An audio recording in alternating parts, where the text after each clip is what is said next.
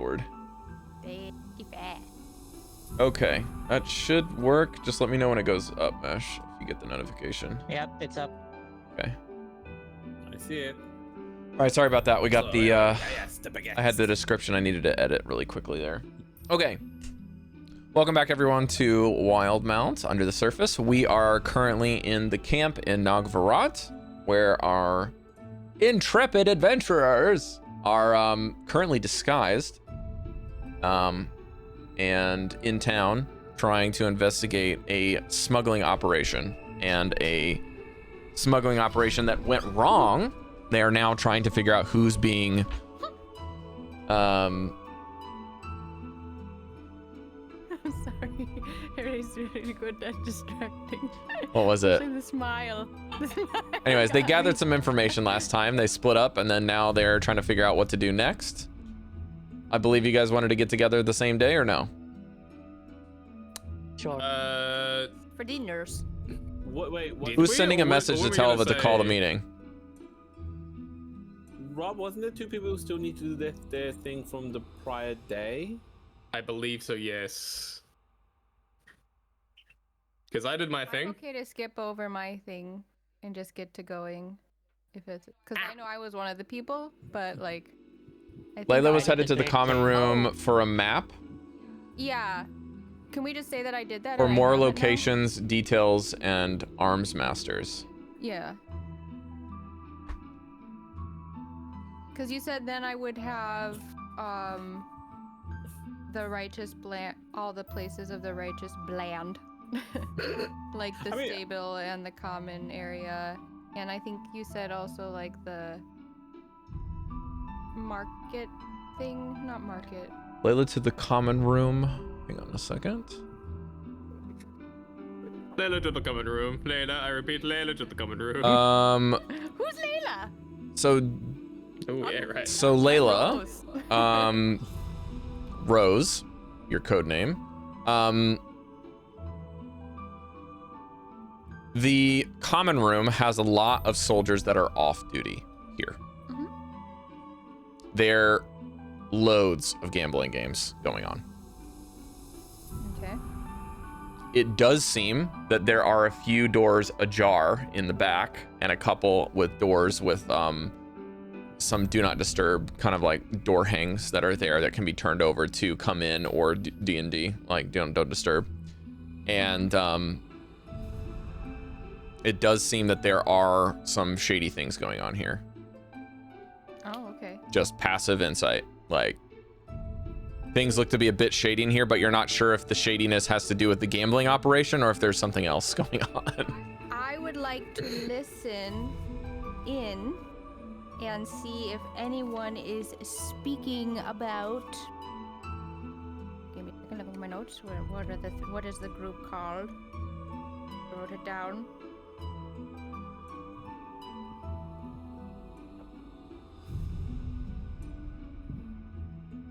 The group that what's his face is into.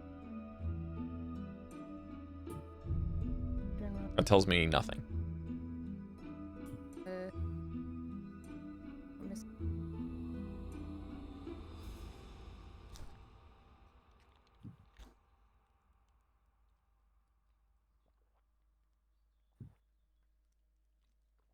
On the other notes, this one. Oh, he's in debt to some bad people. Still don't know who the fuck you're talking about, Cari. Jack and Denkins. I'm trying to read my. Well, that's not my problem. You can't read your own notes. I'm sorry. Jag and Todd. Jack and Todd. Dances? What? Jackdaws. Thank you. No. Captain Dravic is indebted to Jag and Todd. That's the rumor you heard in the infirmary.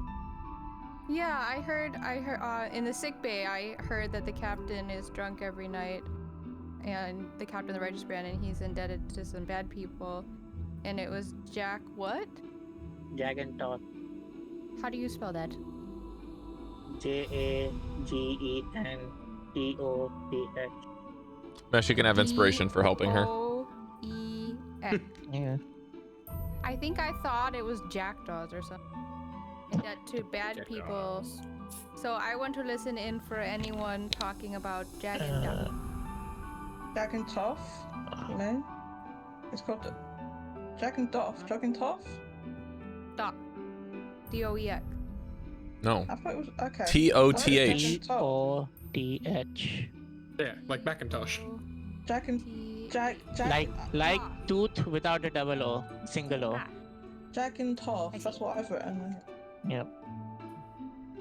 So we've So, invented Cari? 4 other gentlemen all named Jaggin. I understand what you're looking for. Oh, it's a whole family. It's a whole family. Huh.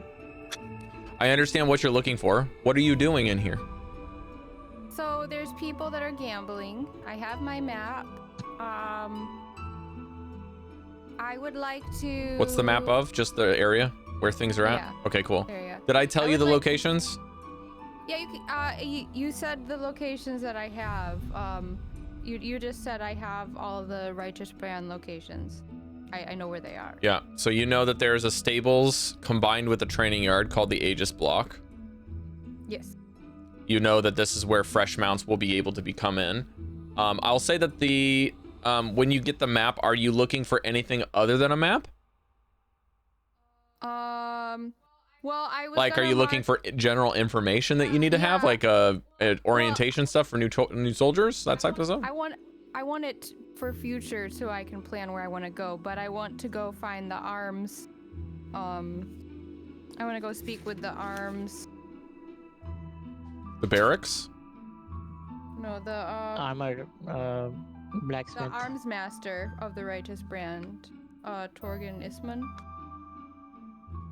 That's Lieutenant my Torgisman, yeah. Yeah, my plan is to do that, but at the moment, like, I grab the map and I'm like, okay, I'm gonna go see Lieutenant Torgen Isman, and then I see these guys and I'm like, maybe I should listen in on them. So I take my map and I sit down close by and try pretend like I'm studying it, but actually I'm listening in on the guys. Okay. For the sake of this, I will introduce some mechanics and not leave you out in the dark. Okay, If you're listening in without playing, you have disadvantage. that's okay. I don't think that she would like playing a game, and I don't either. I'm just saying, in this area, it's very difficult to get information because the tables are really loud. So I'm just going to say, instead of this being like a hard to discern thing, this is a pretty common place for people that are off duty. So it's very rowdy, very rambunctious. If people are trading secrets, there's a reason, because there's a lot of distractions going on. And if they're just gambling and talking about inane bullshit, or if they're talking about something that matters, then you're not going to be able to really have a good time. And if you're sitting down at a table, most of the places are going to be pretty busy. So you're going to sit at a table where there are other people there that will be distracting you. I'm not going to have you role play it out that they're distracting you, but I'm just going to give you mechanically disadvantage to find some information. Okay. Unless you play ball. Okay. I understand. Okay, I just don't. that's I all. don't feel well enough to play. Okay. You don't have to play the games as far as like you and I play game together. But if you want to say I just join a game, you can do that, and then I can have you roll that you played in the game, and you can not get disadvantage. You just roll. I don't think she would be interested in that. I think she wants to like jump in on other things, like people practicing arms or So be it. drawing or different things. I said, so be it. I gave you the rules. Yeah, I understand. So disadvantage on per insight? Investigation? If It would you be want. perception, probably.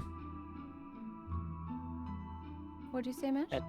If you want, at some point I could come in and maybe make a scene so that you have an easier time.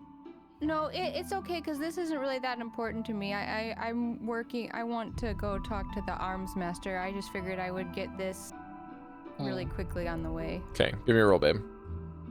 I'm sorry, I missed that. A perception? This is gonna be perception, Okay. because it's testing your skills of hearing Disadvantage. more than anything here. 11. You just hear them talking about all kinds of weird stuff. I will tell you that on an 11, it's not terrible. It doesn't seem that like the conversations are really going anywhere. but it seems that like they're still happy to communicate. Like it's very odd. It's almost like at some tables there's conversations taking place. At other places they're just kind of talking about small talk, but they're talking like small talk like for a really long time. Just very weird. But not every table's doing this, just some of them. Okay. I can finish my turn then, and I'm just gonna let you know next time it comes to me, I'll be on my way to the arms master. So she'll stand up and head over that way.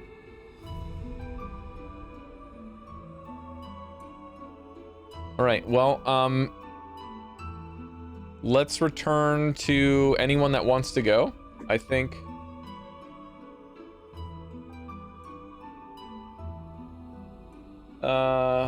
Was it Goldy? I think was the next one. Caidi. Yes. So here's your options, guys.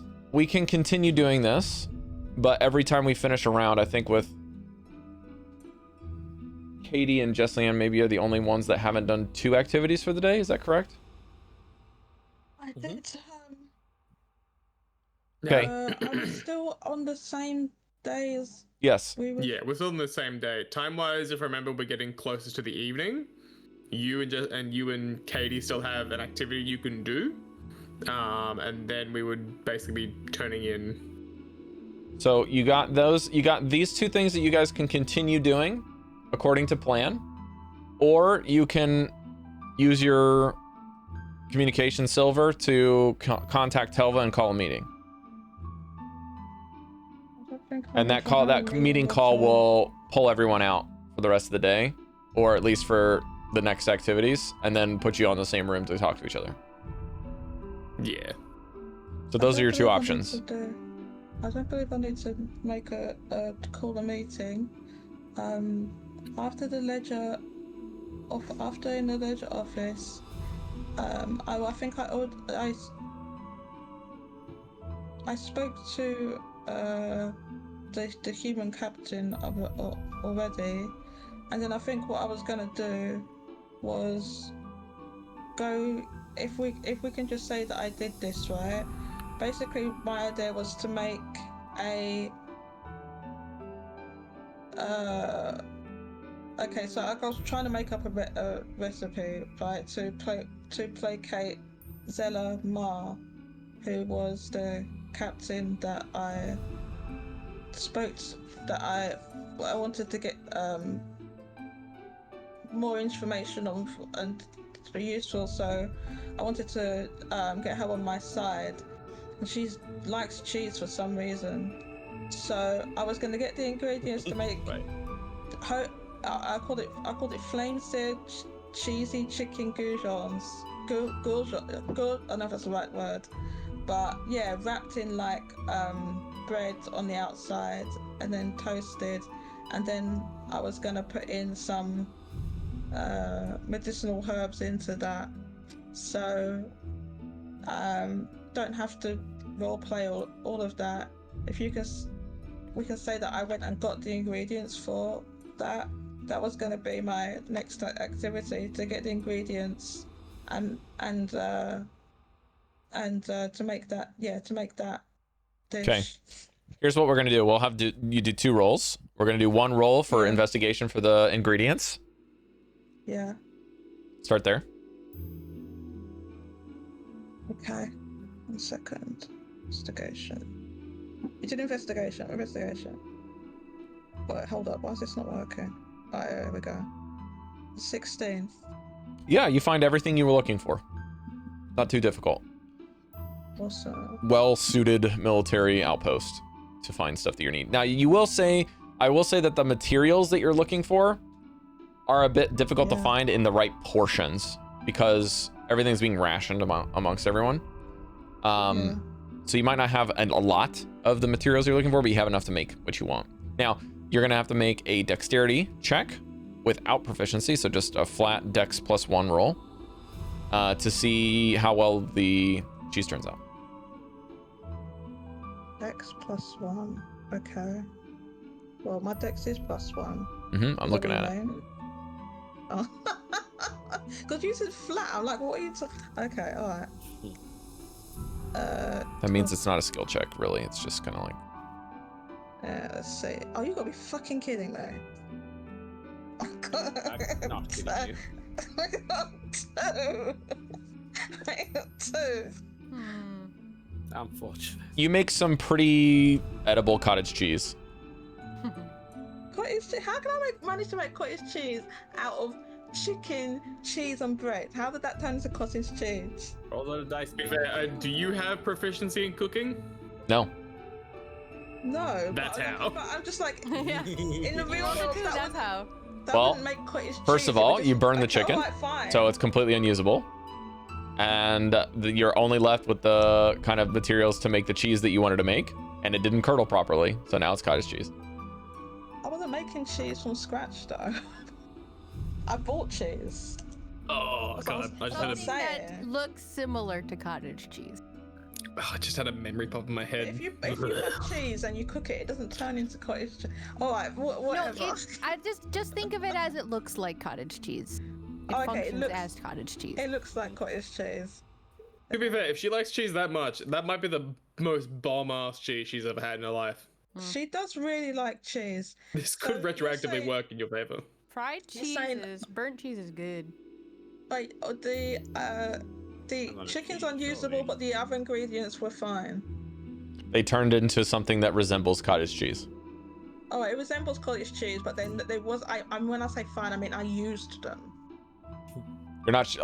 You're pretty sure the taste is probably edible. It's not terrible, but the way that you prepared it is not appetizing looking at all. Like it just looks awful. Well, seeing as Jesliann had trouble finding the ingredients and time is of the essence, she is going to simply use this dish and to give to take to Zelamar. Zelamar. Wait, hold on. Where's my note? Is near the training grounds or the barracks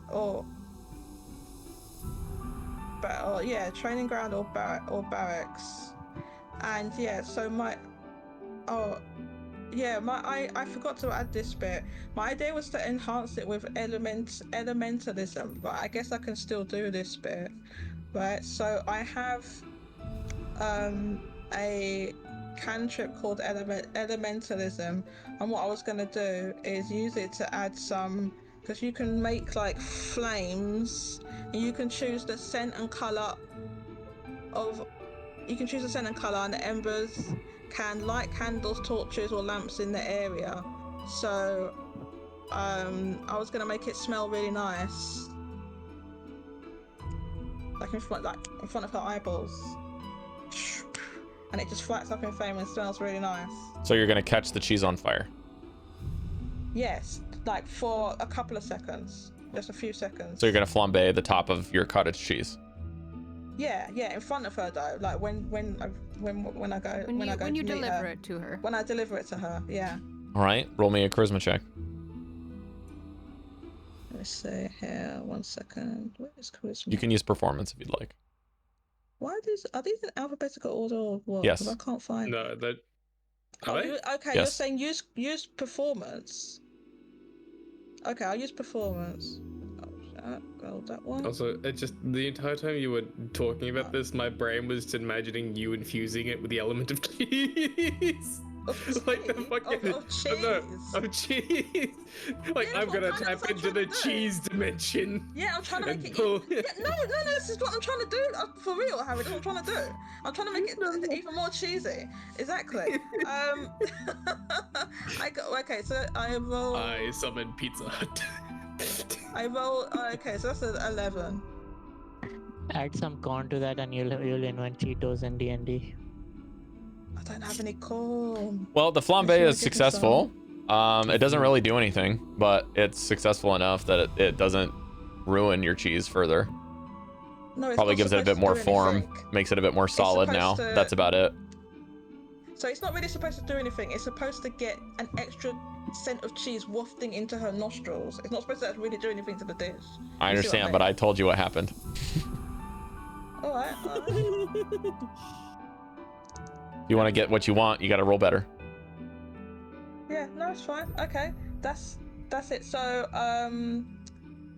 yeah. So you've made it so that I've met with her, right, and given her. Yeah, you can find her. I'll say are you heading to the training yard to find her? Is that where your goal was? Yeah. Well. For the last Aegis? She would either be found in the training grounds or the barracks. Okay. Yeah, you find her at the training yards because you just swing by there first. Because I don't think you're going to be finding the cheese in the barracks. So it's probably on the way. No. So you head over there. You see her there. She smells the cheese. It smells nice. And she says, "Ooh, is this for me?"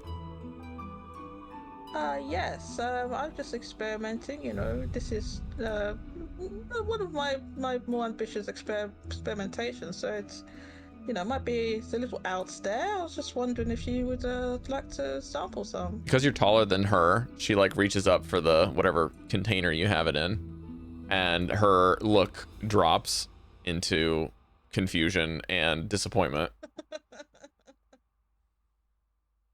Yeah, well, you know, as I said, it was experimental, and it's, you know, not exactly one of my best. Well, I'm not sure why you ruined it. You could have just bought it and brought it over, but okay.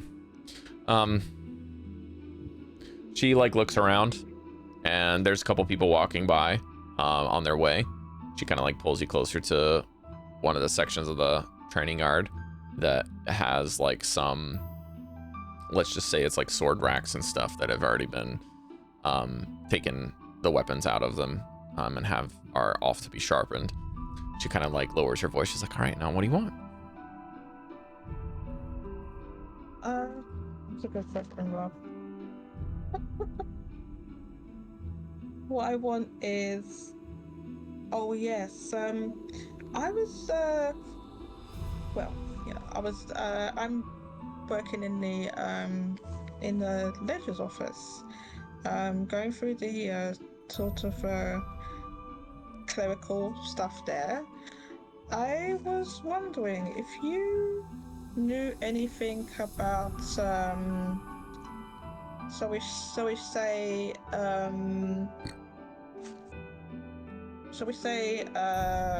transactions with the 1 second. So I wrote a bit down. With the Jagantoth family.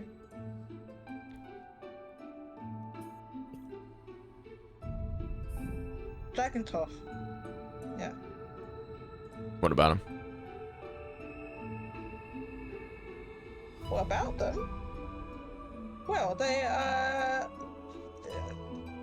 Was there a question somewhere in there? Yes, there seems to be quite a lot of transactions, but there's a few discrepancies, and you know, I'm very fastidious and hard-working person. I really wouldn't want to make a mistake and get in trouble my first day on the job. So I was wondering, could it be that there's an error there, or is there really some sort of discrepancy where some things seem to have gone missing? People lose stuff all the time. That is true, but the amount and frequency is... She lowers her voice again. I asked you what you wanted. What do I want? Yeah, that's what the cheese is for, right? You want something? Yes, it's just information. Anything would help me, to be honest. Right. Okay, so what about the Jagantoths you want to know? Because if you're asking about a discrepancy, I have no clue. I don't deal with paperwork. You're barking up the wrong tree there. I see. Do you have any idea? You don't have any idea of... You know I'm the arms dealer, right? Or whatever her job is. What was her name again? Your arms. Zella. She's a field trainer. Sorry. Never mind. It's like I'm a field trainer. So I just Okay, hear out of what I character, hear and that's about it. Yeah. Out of character, Rob, maybe I am barking up the wrong tree. I was just like, when I spoke to someone, I was giving her. Okay, maybe I'm barking. I don't know. Maybe I've just done everything wrong. I'm sorry. She's just asking you what you want. What do I want? Well, just like. Think broad strokes. Don't be too specific. You could also just ask like who the Jack and Tots are, why there's so many, like, do they donate a lot of shit to the military? Does the military like deal with them a lot? Where they're based, located, if they're like in town or somewhere else. What else? Well, can I start with some of that stuff that Harry said? Sorry, yeah, I'm not really. I'm not really firing on all gears today. So, yeah, if you could tell me more about the Dragontoff family, where they're based, and if they are they like giving a lot of are they like giving a lot of donations to the army, and like what are they getting out? Oh, not that to the crown what is it, Crown's Guard? And what exactly are they getting out of it? Or what does she think they're getting out of it? Well, Jagantoths are one of the families that are from Shady Creek. Got their fingers in a lot of different businesses. Pretty shady folks, but Shady in what way? I'm Like- sorry, I'm not from around here. let me see if I have it in Obsidian or if it's somewhere else. One sec.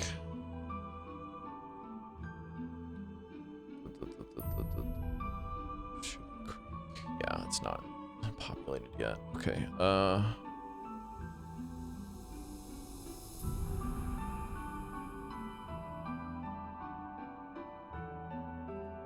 Why is this navigation so bad? Okay. Basically, they're handling a lot of different projects, and it's intensely individualized, it seems. So what that would translate to is you never really know, because they've got different deals with different folks, and those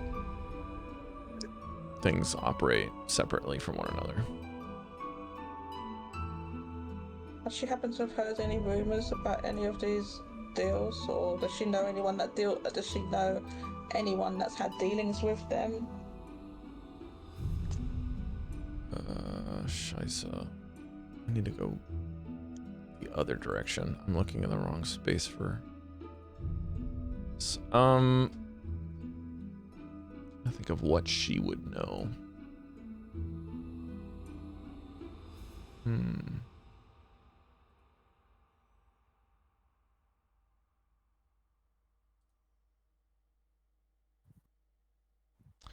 Oh my god. This is the most miserable design, I swear.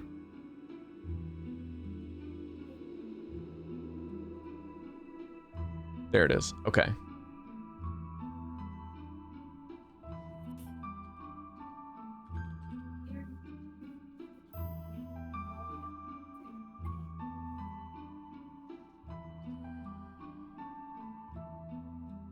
Of course, they have the information about Shady Creek Run and Shady Creek Run, and they put the families separately in a different page. This navigation is ass. You know, Okay. as you do. Make things a Let's little just bit more not put all of the complicated. stuff in the same area. Okay. All right.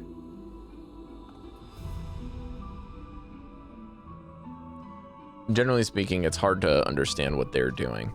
They're really hard people to pin down for anything.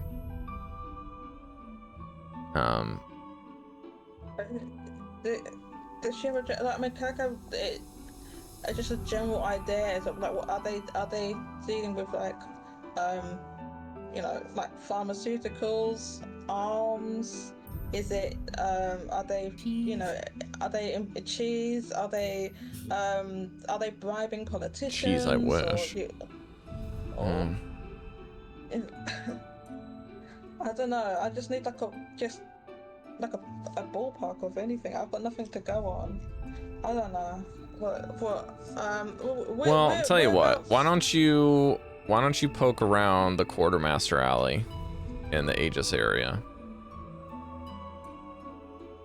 Okay. There's where some supplies go between the Last Aegis depot and the Crown's Guard gatehouse. There's kind of like an in-between alleyway that doesn't always seem to have everything go well at night or during the day whenever things pass by there. I don't really know when to check it, but supplies move between those 2 points in that alley. So stuff gets lost or stuff changes, or you might be able to find someone having a conversation there. You can putz around there, but I try to keep my nose clean. I just hear a lot of stuff out here in the training field, so I don't know. I don't really think that the Jagantoths are somebody that I would put my finger down on knowing a lot of stuff about. Oh, I don't wish to get involved with them. I just want to clear up a clerical error. But thank you for your time. The routine inspection place also is maybe a place you can find some stuff. Just not today, because they're not doing inspections today. But the inspection line might have some stuff. You can snoop around there. Just don't be found out. Okay.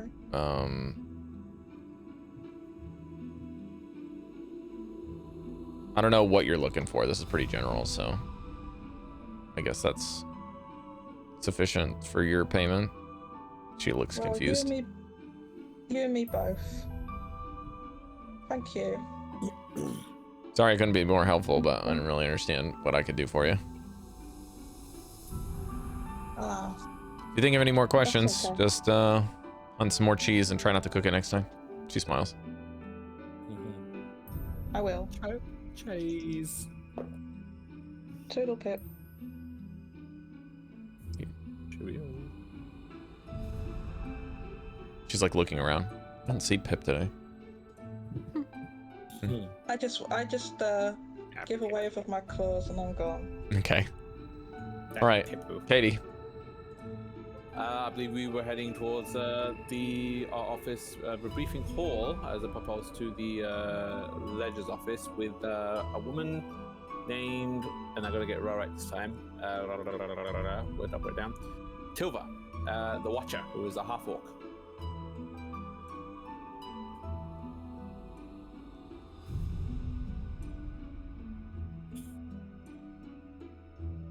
One second here. Tila? T-E-L-A? Is it Telva? Is it that's how it's saying? No, Telva gave us the mission. yes. mission. Tila, T-E-L-A, is the watch. Okay, so I put a V there. That's okay. If I remove the V, that should be fine. Cool. Perfect. Thank you. Thank you. Yeah. I kept confusing the two. They sound very similar. So I assume at this point we are in transit. I'm just meekly walking behind her. Hang on. Impressive. I'm trying to figure out who the fuck sorry. you're talking about. The lady that's looking for the missing children, Tila the Watcher. But I think you guys already talked to, so are you... Tila Gray Sky? Patrol officer? She was talking to someone named Silas, who was his brother was missing. But he's more worried about a plushy dog, which was the main crux of our investigation. Until I pointed out that those plushy dogs were part of the carnival that was going on. So we are now trying to figure out, I believe, where the those plushies are coming from, / more information from the officers' briefing hall. Okay. Crown's Guard. Officer briefing hall. Okay. You get here. Okay. She lets you in. Ooh. There is some officers coming in that look to be geared more for going out. They seem to be mid roll call as you enter. So you hear a bunch of names that doesn't mean anything to you, or you care to remember.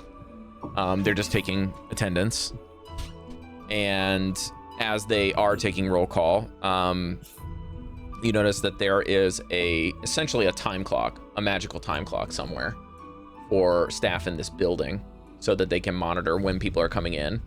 You have to sign in under your code name when you enter by the time clock as a +1 for Tila.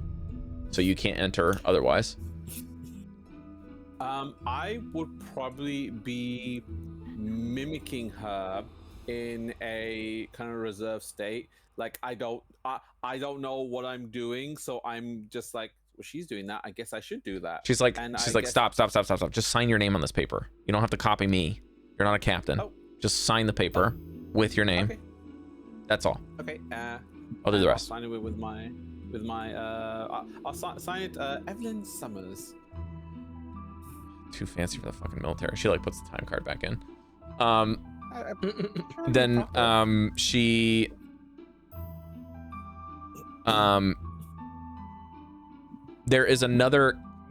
basically the captain of this particular briefing hall is basically the desk worker that's in charge. She's like, this is Captain Ressa Marnell. Oh, I should write that down. You can just call her Captain M or Captain Marnell. It's your prerogative, but she's here all the time. She does not leave. Marnell? She is, let's say she's a gnome from Hupperduke. And she tells you, she's kind of got this gruff look to her, like very heavily aged. So, and she's got like, she's very muscular, but obviously like got put in here due to age, not because she wants to be here. And she's at her desk and just says, listen, as long as you get the paperwork done fast, I don't really care. So thank you for signing in quickly. Do what you need to do and get out. Yes, ma'am. Very well. Let's go along. She like waves you off. Okay. And she goes back to writing something down on a piece of paper. She's got like stacks of paper all over her desk. Oh, okay. I'll let you to turn to Telva and just ask her, is it okay that I can peruse her like this? Like, I mean, you're helping me look for the case, right? Yes, but do I have free access is what I'm asking? Oh, okay. Basically a glorified assistant. Okay, cool. Yeah. I guess having that in initiative, I would just immediately like scurry off, and I would probably look. Hold on, let me think about this. How is the information arranged here? You're not sure. Like, you have to look around before you can figure that out. I have to say, like, there's lots of books, but there's also lots of like open logs, and like there are tables and like little easel looking things that are just made for display books with quills that are meant to be written in, and you have to like go to each one and figure out what they are. There's obviously the roll call. There's also what looks to be some sort of like mail distribution thing where there's some sort of like copyist that's like copying messages to be distributed to go take over to the post office. It's a briefing hall, so it's a lot of like information coming in. That case, based off the history that I've created for this fictitious character, I would probably take the first 10 minutes going around everywhere to get my surroundings, and I wouldn't try to be deliberate about it. Like I'm not trying to act like, oh, I'm pretending to. I would actually be like, what is where? What's that? What's this? And then I would probably decide. I would probably go to whatever the login information is to see if I can find any information about people who are involved with the carnival. Because since they brought the dogs and stored them in the ledger's office, I want to know what those names are. Okay, just give me either an investigation if you're checking books and logs, or you can do perception or insight if you're reading people and listening to them. I'll be reading books on investigation. Oh wait, no, hold on. Haha, die. That's 11 plus 3. That's 14. So in your investigation, you find there is a book that not only has the logs of people who come in and out of here that you signed in. You can basically pick it back up off the wall and see what time people sign their name. When your name is signed, the sheet seems to be a magical vellum that automatically timestamps when you come in. And then when you go out, you have to check a box, and after you check the box, it looks like that box will also do the same thing. So it's legitimately an iPad. Like you like check in and check out. Additionally, you also find another book that is much more manual and outdated that just talks about shift changes. So there's a whole sheet of papers that is like blank that are pre-filled in, and you just have to like sign your name and like some fill in the blank things to apply for a change in shift. And then there's 3 pages to sign, or there are 4 little blanks at the bottom that are signed. One is the person who is requesting the shift change. The second is who is changing shifts with them. The third is their commanding officer. And the fourth is for Captain Marnell to finalize it and put it into the paperwork as an approved shift change. These shift changes have to do with, like, basically if someone wants the day off. Okay. And if they want to change dates for any reason. There's also a stack of papers there that are blank. There's a stack of papers that are in process, and there's a stack of papers that have been made final with ink, like basically automated stamps that she has to stamp on her desk. And you can see Marnell's doing some of this now. Okay. Now, oddly enough, there is one thing out of place on these. One of them is how people are paid for their shift changes. It seems that there is an added section that is optional for some shift changes to include payment.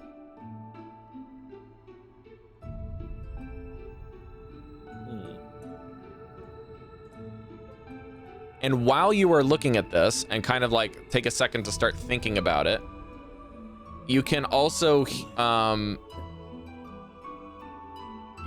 see that there are some guards that are like waiting for you to move so that they can put their stuff in there. And then there's like a little box that's on the table that has like a little slit in it that you can see is for donations, or it looks like money goes in there, but there doesn't seem to be a lot in there. And your investigation, if you would like, you can roll an insight check to try to figure out what that means, or you can make your own projections as to what that means. It's up to you. I'm gonna go with the insight check. Okay. +5, so let's do the blue one. 17, that's 22.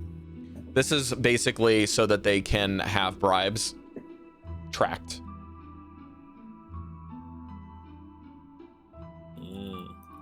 There's no mention of anything besides how much is being exchanged. So if you want to change shifts with somebody, you could just pay them to do it. And your guess is that they could be using this shift log as a way to make sure they know how much money is being transferred for pickups and drop-offs for certain things. Because if someone takes a shift change, reading through the lines, you're like, okay, they're shift changing with this individual. The people may not really matter. It's just the person who's applying for the shift change. because that means that person is off duty for the day and is able to use that money that they have listed to pay off someone. And this is clearly in the open. Well, I'm saying that this is allowed. Are you looking through approved ones? Well, because this is just what's listed under the blank ones. I'm just saying that's there. I guess this would be my own interpretation of like, because it's clear, this is clearly in a logbook that's not hidden away and everyone's just actively writing it down. And someone like me can just look at it. I'm interpreting this as this is something that everyone is aware of. So the bribes are just, give you money so we can change shifts, and everyone's cool with it. You would not be too far off base with that, Caidi. I think that some of it might just be innocent things where people are like, I really don't want to have this day off. Is kind of maybe the original intention. I don't want to, or I want to have my days off, and if they want to take the day off, then they're gonna have to pay me for it, because I don't want to just, out of the goodwill of my heart, shift changes with this person. So that's probably the original intention, but your guess is that this could very easily be abused. Okay. And the most interesting thing is the amount of money is very easily reviewable by 2 captains. Whoever that person's shift captain is, basically their direct reporting officer, and Ressa. Marnell. Now, that said, I should say that the insight check was good enough to know that Marnell, when you talked with her, is very short and curt. And even just a cursory look at her desk, she doesn't seem to be going and being very thorough all of the time. It does seem that she does some quick checks before stamping things, but there's other times where she'll like look at the paper and just stamp it and pass it. And you're not sure if she's only doing things for this line of paperwork or if she's got other stuff she's stamping, because it's not all the time that she's working on a certain paperwork. But that's the general gist that you get, is there might be some things that she might recognize before approval, and there might be some things that she doesn't recognize before approval. It depends on how impatient she's feeling, or maybe she's involved. There's lots of like very weird conjectures you can make about Marnell, but right now you can only have a projection because you haven't caught her in doing anything yet. It's just guesswork at this point. While I'm still looking at the ledger, do I notice any patterns of certain individuals who are taking times? So you are checking through approved ones, or are you checking through active? I'll be looking at approved ones. Yes, just to see if there's kind of like a pattern about if there's certain people or a person who's actively just changing the shift at a particular time that seems suspicious. Okay. And to be honest with you, Rob, I don't know what suspicious is in this regard, because I don't know how the system works. Okay, so you can check the paperwork. Like, I've given you all the info based off of the blank sheets that are on display. You can look through the smaller list of applications that are currently not processed yet, or you can look in the pickup one, which are approved to be picked up by the individuals. So like, they've already gone through all the stamping, everything's approved, they just need to pick up the sheet. I would go with the approved ones. That would also allow the 2 officers who are still waiting to go to the one I'm looking at. Thus, I won't hold anyone up and raise suspicion. Okay. Are you trying to be stealthy about what you're looking through? Or are you just going to thumb through it anyways? I'm not going to be stealthy because I've done enough eyes knowing what I'm doing. So it's okay. Fine. Then I will just use your insight and investigation from before, unless you would like to roll a new check or something slightly different with this. What are your other skills that you have that you might want to use if you'd like to do that? Let me ask, what? I don't have any more information about the missing kids. I didn't ask about timing or anything like that. I would just know the kids have been going missing over a period of time, correct? Like, I don't know anything more than that. Yeah. All right. That's.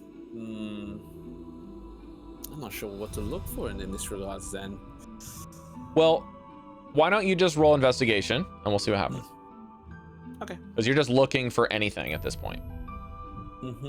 Okay. Oh wait, no. I keep going back to that. Way. Oh, that is a 17 and 3. So dirty 20.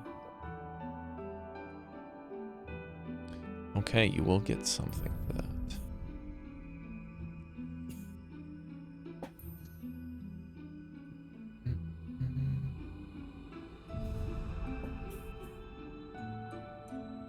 I like these dice. They're good to me. Until they're not. Until they're not. Actually, the blue one's been helping more than the green one, Mash. Inside the Crown's Guard approvals, you will notice 2 things. One is it seems that the people requesting days off all seem to be requesting the same person to be taking their shift.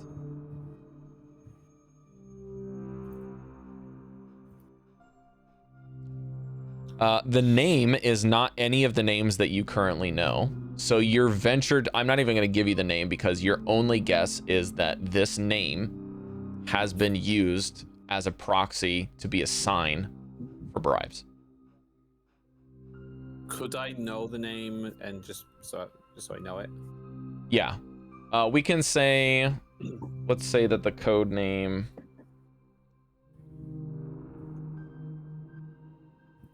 Might come up later. Might.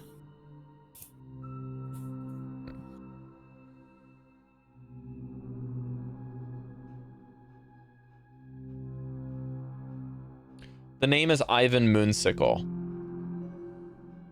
Ivan Moonsickle. That's a So good name. the bribes don't seem to be consistently the same amount. They seem to be very random. So that's what tips you off that this person is not really real. Actually, hang on. Alias.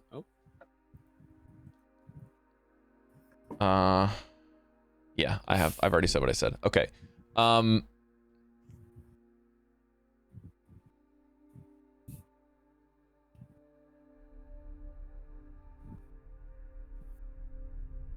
Second here. You notice another thing on not all of them, but a significant portion of these are reported to Constable Dobbins. To Constable Dobbins? Yes, Constable Grell Doggins, the gate officer. Rel.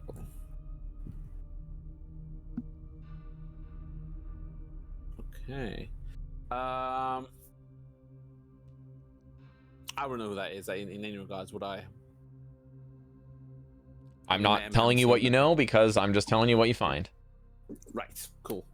Now, what you know about the gate officer is kind of what's up to you there. You do seem to hear the word Shady Creek in the background while you're in this office at some point. I will just say that off the top because your passive perception. You just hear Shady Creek Run mentioned by even the guys next to you. Like, very brazenly. You do notice that furthermore than that not only are they saying Shady Creek Run, they are purposefully leaving out family names in conversations throughout your trip in this office.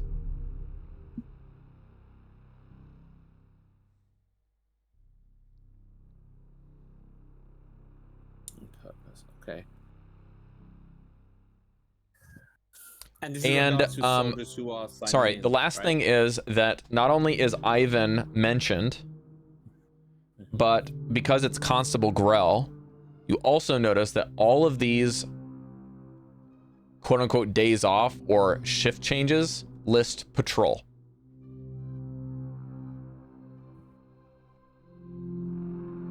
And specifically the patrol is to the Scalebound Inn.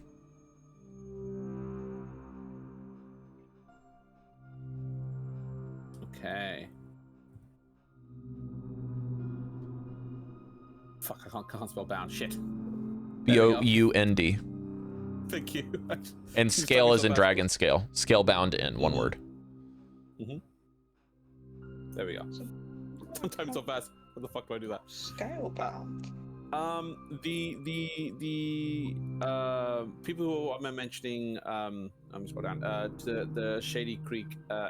They're the soldiers who are trying to sign in, correct? Or You're is in the it people officer's office, Caidi. Oh, Everyone they're that's the in ones here up. is leadership or a +1 assistant. Okay. All right. I was just wondering if like people. Yeah. Okay. To keep my cover intact, after seeing all this information, I'm going to approach Tilva. Tilva's not And- do here. You know what, oh, did she leave me? Oh, I apologize. Telva is your informant, Caidi. The name. Tila. Sorry, Tila. Stop saying Tila. Just say Gray Sky. It'll be easier. Okay, great Sky. I'm sorry. Great Sky. Who is in the room, I assume? Yeah, she seems to be talking with another officer that's in the after they finished attendance. Okay, I have an idea. Kind of performing this on purpose. I feel like I would have noticed her talking, so I'm gonna grab the book and not so subtly go, I think I might have found something while walking towards her, and then look up. Oh, I'm sorry, I didn't mean to interrupt you. And just will wait for them.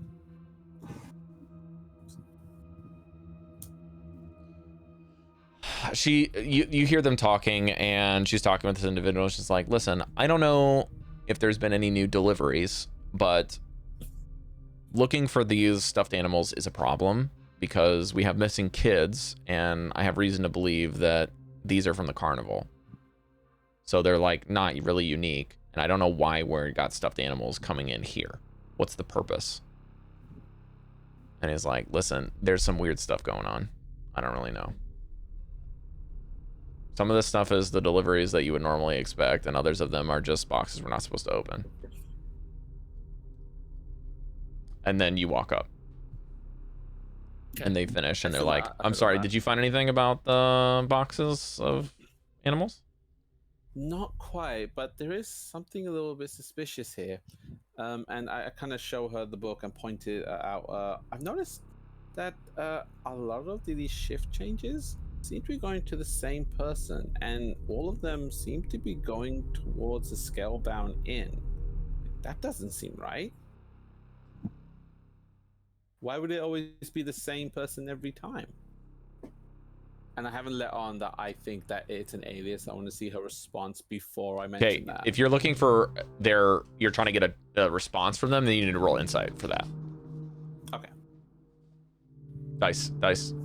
Oh, shit. I did it on there. It's okay. You can use your dice. Are you sure? I got. All right. It'll be up to you. I'll do it. Woo. Caidi accidentally discovers another sort of corruption ring, and it's just so lazy. Officers can be lazy as shit. It's actually a worst roll of 7, but I'll take it. A total 7? Total 7, yes. All you see is that they exchange a look. That's it. They look at each other when you mention that. That's it. Okay, that's fine. Caidi, I don't think that is the checking in and checking out of people is really what you should be looking for when you're looking for shipments. Really? But if there are shipments coming here, wouldn't it be sensible to see who's actually come here to bring those boxes? I mean, that's what I was initially doing, and I just kind of stumbled onto this information. It just seems weird, doesn't it? Yeah, but the deliveries don't really have anything to do with people taking off work.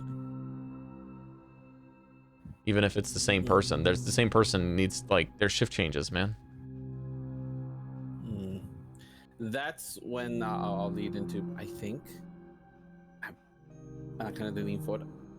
To be honest, I didn't want to say it out loud because I'm kind of new here, but I think this person, Ivan Moonsicle, I don't think that's a real person. I think that this is some kind of alias.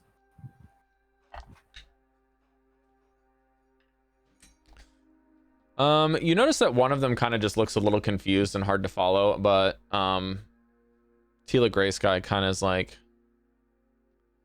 thumbing through the papers a couple times. Huh. The handwriting for all these reports is the same.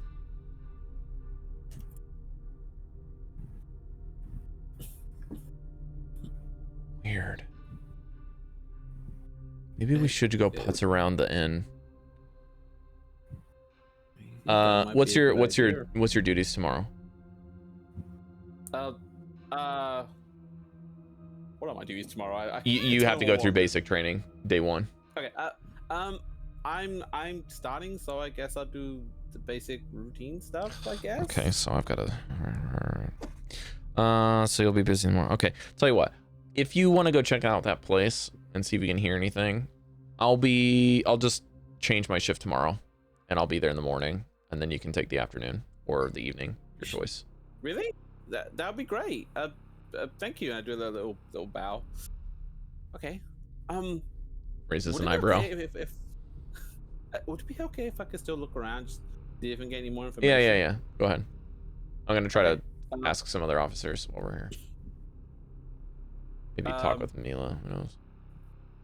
Marno. Now I guess now I'm gonna be a little bit less deliberate. Instead, I'm just gonna start looking around of all the information, like all aspects of information that's available to me, to see if there's anything that I can find about corruption.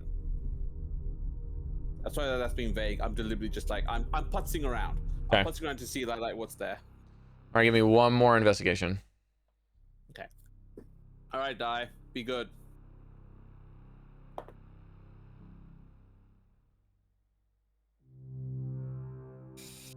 Should I use inspiration? I'm gonna use it in inspiration. Mark it off. I'm gonna use the blue die. It's the same roll. I got 8. Don't really find any more information, unfortunately. I got 2 3s. Mesh, you were right. Okay. It happens. I assume in character I would just be looking around, but I would be careful enough to put things back the way they were, at least how I think that they would be. And if anyone comes up to me asking about what I'm doing, I'd be like, I'm just trying to find new information. That's all, and just try and be the nervous soldier routine. If I don't know if I should say, like, if we're kind of like at the point where I need to leave, I would probably go back to the mess hall just for now and just stay there thinking about things. And hopefully someone will want me to Things help. wrap up. You check out. Thing updates that you're only there for maybe an hour and a half, and then you leave, go back to the mess hall, say your goodbyes to Gray Sky. She says, thank you for your assistance. I'll talk to you tomorrow in the evening whenever you're done with your thing. If not, catch me in 2 days. Just find me in the mess hall for mealtime. Of course. Thank you for the opportunity, and I Good day. run off. At this point, I would like one player. I think that you guys are probably to the point where you want to take that meeting together. Yeah. So someone needs to choose if they're going to use their silver. Can I do one thing before? Something Depends. really quick. What would you like? I just want to get eyes on one person that was mentioned by Telva, so that I can describe him or her. Investigator Hintrell, Internal Affairs. Just want to have eyes on them at some point. Internal Affairs of who? What was the name? Investigator Hyntrel. Hintrell. Yeah. Yeah. So you're trying to figure out where they are? Just what they look like. So if I can just get eyes on them, where they are, and then describe them at some point later on. Not trying to initiate anything.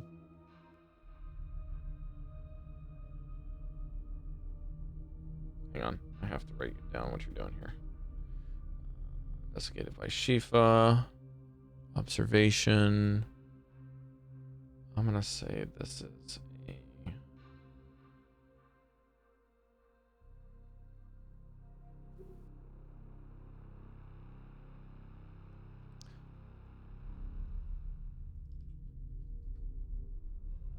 Caidi. Oh, never mind. I remembered. Sorry. Okay. You notice that there is a couple people you ask around, Chifa, to figure out where the investigator works. You see the investigator walks out of the officer briefing hall as Caidi walks in. Okay. So you kind of like give Caidi a little bit of a salute as she goes in and kind of probably doesn't see you. Just very, very focused and nervous around a leading officer, so probably doesn't really see you. And you see a person that fits the description that you're looking for, who is an elf. You clock their build. But what you notice about this person is that they don't seem to really be too well armored. Hintrell, the investigator, has a stack of papers and a spell book at their side and a wand, but has a eye covering, a black kind of headband that covers both of their eyes. And they kind of look pretty androgynous, but your guess is that they're more on like female leaning body build. But you don't know from the distance, or if they would talk if they were less androgynous or maybe more male. You don't know. But the investigator, let's see. Why don't you roll me an investigation check? Or, yeah, an investigation check or a charisma investigation check if you're talking with people. Like your choice. I'm not gonna be talking. So regular investigation. yeah, okay. You can use intelligence or charisma for this. Both are -1, so it doesn't matter. Okay. And that's a 4 on the die, so my 3. Okay. You don't really get much more than you find out that this guy looks blind, or this lady, or this they them seems blind. Okay. Already knew they were blind, but now I know what they look like, so I can describe it. Okay. That's it. That's it. Okay. Who's using their communicator? What time do we have to use this communicator? Is this like still the night before we go to bed, or is this the next day? This is the day before. So you want to use it today, or do you want to use it? You want to wait until tomorrow? I'd rather use this today. I'm just checking like where this cuts into. But I'm happy to use it. Okay. I will make a note that Dante used his. What do you say to Alva? Need a group meeting before lights out. She says, I'll make it at dinner time less suspicious. And as you are all heading to the mess hall, with the exception of Dante, who gets the message back first, there is, unironically, the guy that you were fighting out comes in with a couple bumps and bruises and calls you and says, hey, you got a summons to go off site. Oh, okay. I don't know any of the details. Everything's in the note. Here you go. Is it the leveleth maybe? Did I catch the eye of someone? Looking like that, I hope not. He smiles. Oh, I look better than you, friend. Yeah, well, I'm not the one getting messages now, am I? The rest of you on your way into the meeting hall, there seems to be a line of a couple officers handing out mail for troops. Some of them getting very happy to see who the notes are from. And all of you have something that that is from... and it's a letter that is sealed with a wax seal, and the wax seal is from the Righteous Brand for the Righteous Brand members, and the Crown's Guard for the Crown's Guard members. And it just says on the front, it just says TC.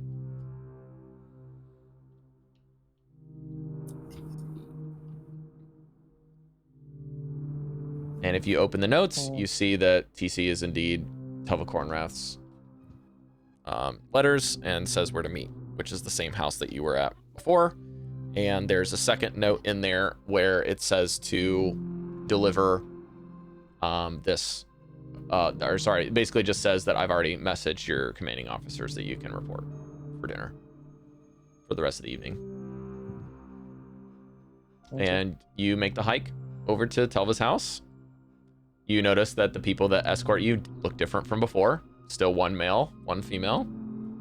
Now they're not, neither of them are carrying the same things. It seems that the more martial gentleman has got some different weapons, and the spell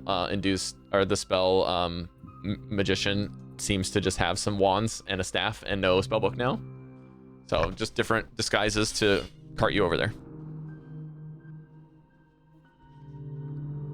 And Telva welcomes you in. She asks, is there anything you would like to share with me? I'll be here.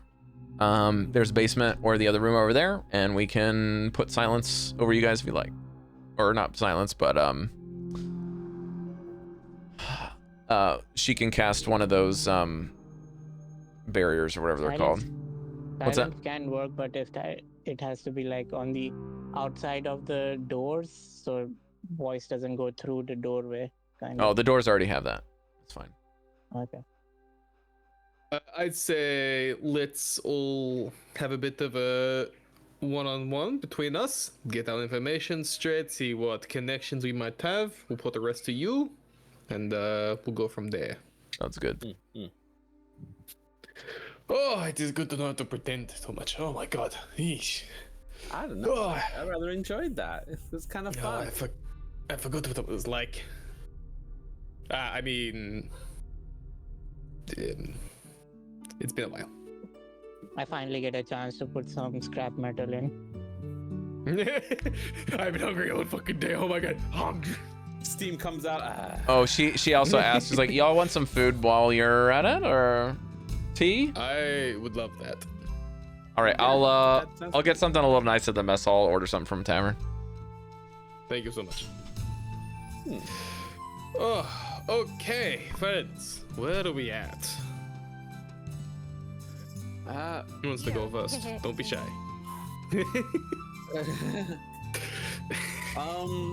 Since it's fresh, I guess I'll talk first. Okay. Yeah, I'll flavor text. So basically, sorry, brain fart. Let me start again. So basically, it seems that there is bribery going on with shift changes in the officers, but it seems more well known actually. Like it's on the up and up. But at the same time, I noticed a name, the same name used for all of these shift changes. Ivan Moonsickle. I don't think that's a real name at all. Actually, I think it's something that might crop up in the future, so just try to remember that, guys. Is there anything else suspicious about it? All the patrols are going to the Scalebound Inn. So if anyone else are heading towards there, I will be heading towards there tomorrow, possibly in the afternoon. Keep an eye out for anything suspicious. Okay. Also, all of the names were listed, were reported under Constable Girl Dobbins. Have any of you guys met someone like that? Hang on, before we continue, Rob, can you turn your music down just a spit? Girl Thank you. Dobbins. Telva did mention that name in the very beginning. Gate officer, dwarf, ale. That's what I have. I remember. But it seems this all seems suspicious. Like, why would he report on this? Like, the person that I was with, the Watcher, she's kind of cool. She even noticed that all the writing for the ledger is the same when it comes to this one particular person. You would think that this gate officer would recognize that too. So it's all rather strange. All right, hang on. Did you say all the hand? Yeah. Did you say all the handwriting's the same? For when it came down to just shift for this shift change, every time it was written down, it was always the same writing. Like someone was doing it every time, even though these are different people asking for a shift change. Okay. Did you confirm who it was that was doing the writing? There are different people were writing that down for their shift change. Like unless it's Ivan himself doing it, but that's highly unusual. But that's what I meant is if it's the same handwriting, then did you confirm who it was that was writing the same? No? Okay. To be honest with you, the Watcher was also perplexed by this, so it is not normal at all. And how does this shift change system normally work? Well, it seems like it's something that just people come in, probably decided beforehand, and they just write it down. There's no real structure to it, it seems. So it would basically, you would go to this officer's thing, get access, and make the request, the shift change yourself. Would it not be possible for an officer of some description to be doing it for people? I'm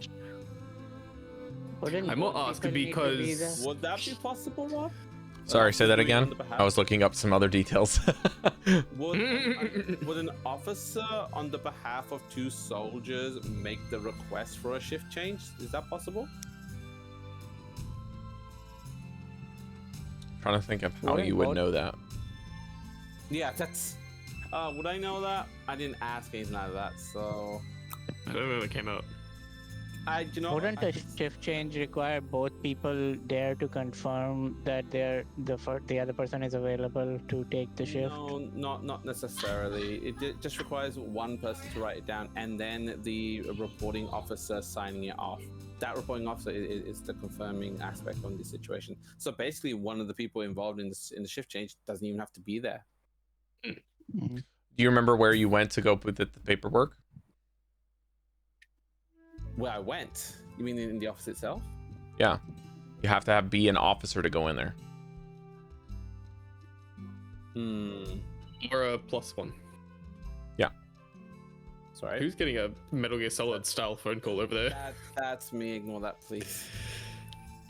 Okay, so you have to head into this officer's office, which means that either there's an officer who's bringing a +1 in all the time, or there's one of the officers who make this constant change in the rosters if we're referring to this Ivan fellow, if it is a person and not an alias. And that is somehow connected with the gate guard. So we're looking at someone possibly in an officer position who is more tied into this since it's happening so often. If it was someone else hiding him in the ranks, it'd be a lot harder if you weren't an officer or you didn't have an officer on some sort of payroll. So you said an Ivan something? Ivan Moonsickle was the name that was in the ledger. So Ivan Moonsickle was giving his shift to somebody?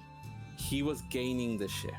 He was getting the shift. All these names, they are free from the shift. He's taking them, and every single one of them is patrol to the scale-bound inn.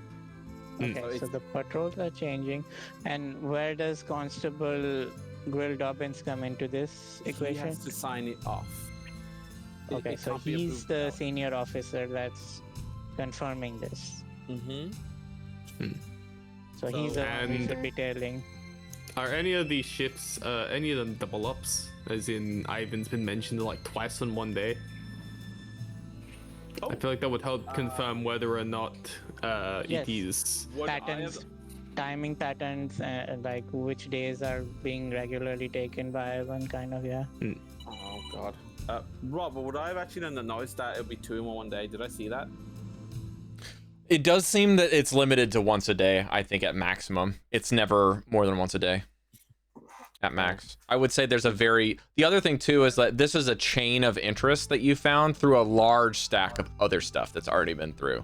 So this is not the entire stack, is just this. This is a trend that you've noticed in between all of the paperwork that's also there.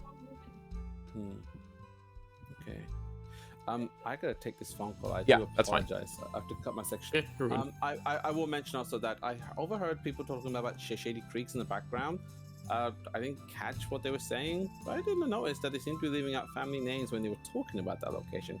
I have no idea what that means, but I thought it'd be important enough to mention here. So, yeah. I'm gonna take this phone call. I'm so sorry about this. Yeah, you're good. All good. Do we want to keep going or do we want to We can take 10. Take 10 minutes. Yeah. Easy. Okay, I'm gonna use the toilet in that case. Yeah, you're all good.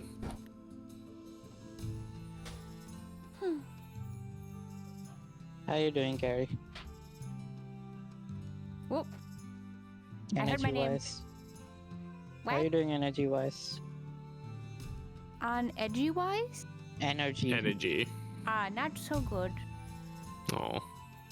But better. I think when we started I was a lot worse, so yeah. That's fair.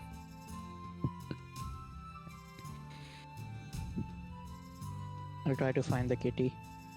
Yay, give me kitty energy. Lucky. That's hopefully by next year.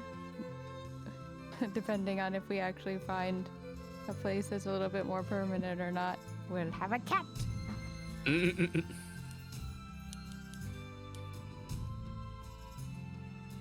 He is good boy. Every time I step out of my room or go into the toilet, that's when he comes out. He knows, okay, we're going. We can go now. Little Floof. The floof. I love Floof. Okay, so you do realize the cat needs a character sheet, right? It needs to be canonical druid that's always just shaped into a cat. Rob, I need a mechanical dragon for Lucky to play. Thank you. No more familiars. You're not playing that class anymore. I said mechanical.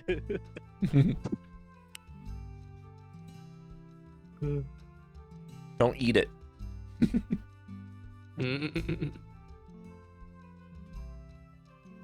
Very cute cat. Yeah, where do you want to go? Oh, Jodie's deafened. I was gonna give her some details. Basically, if she asks any of y'all about it, what she ended up asking about was a stone wall for a reason. Yeah. It's not that I didn't want to give her any info.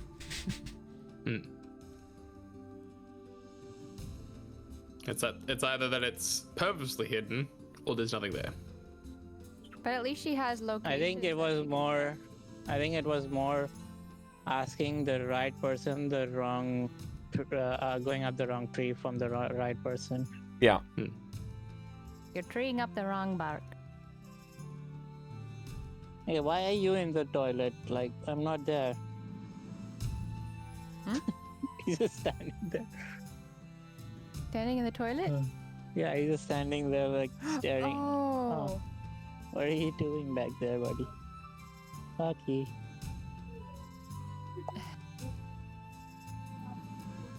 Is there a fly you want to chase there? Okay, have fun. Harry, do you think you're gonna be wearing that come winter all the time? You mean come Wait, no, summer? Winter for you. Yeah. Sorry. No, God. I mean, you might catch me on a couple of days, but like, no, this thing is warm. It's a good winter one. Have you It's a been good wearing it a window. lot? Primarily, like, when it's really cold and during the 2 D&D games today, because I was like, of course I'm gonna wear a fucking cloak to play D&D. Are you kidding me? Yes, my I have a cloak. Hey, Kara, when we got that Airbnb set up at Ooh, nice. or the Airbnb / hotel in Osaka, how much was that for 4 days? Hey. I don't remember. Do you want me to check? That would be nice.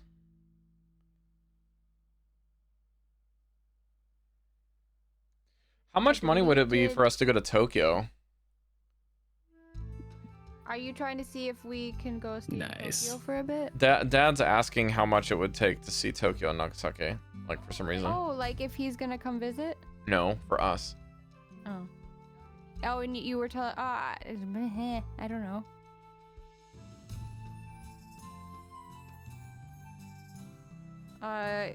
What was it? It was like.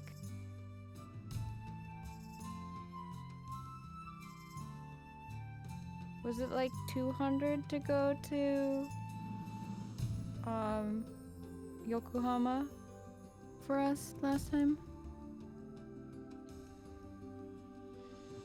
Yeah. I think I'd have to, I can pull up Google Maps and check. Yeah, let me just check really quick.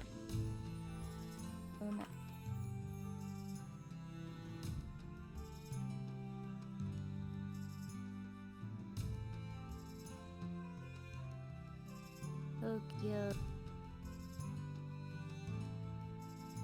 I don't even remember when I got this or why I got this. It looks cozy. I mean, to be fair, do you need a reason to get a cloak? I don't have a cloak. I think it, brace up a bit. I think the first time I considered using this was at Halloween for one of the D&D sessions, but I don't know when I got it.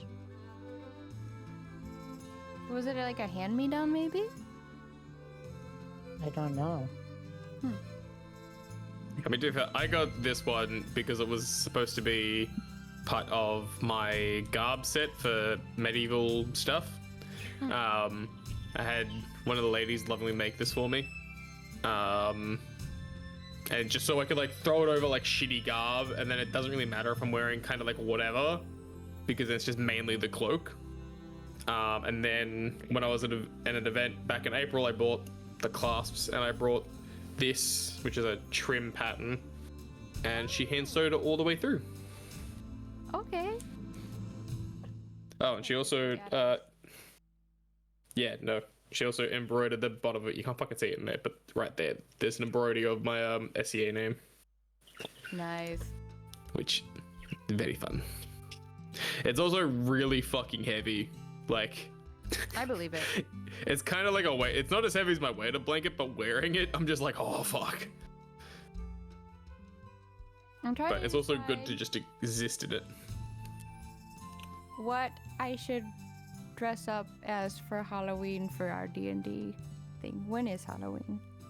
The 31st October every year. 31st. Yes, I know that. When it always is. It's on a Friday, so it would be.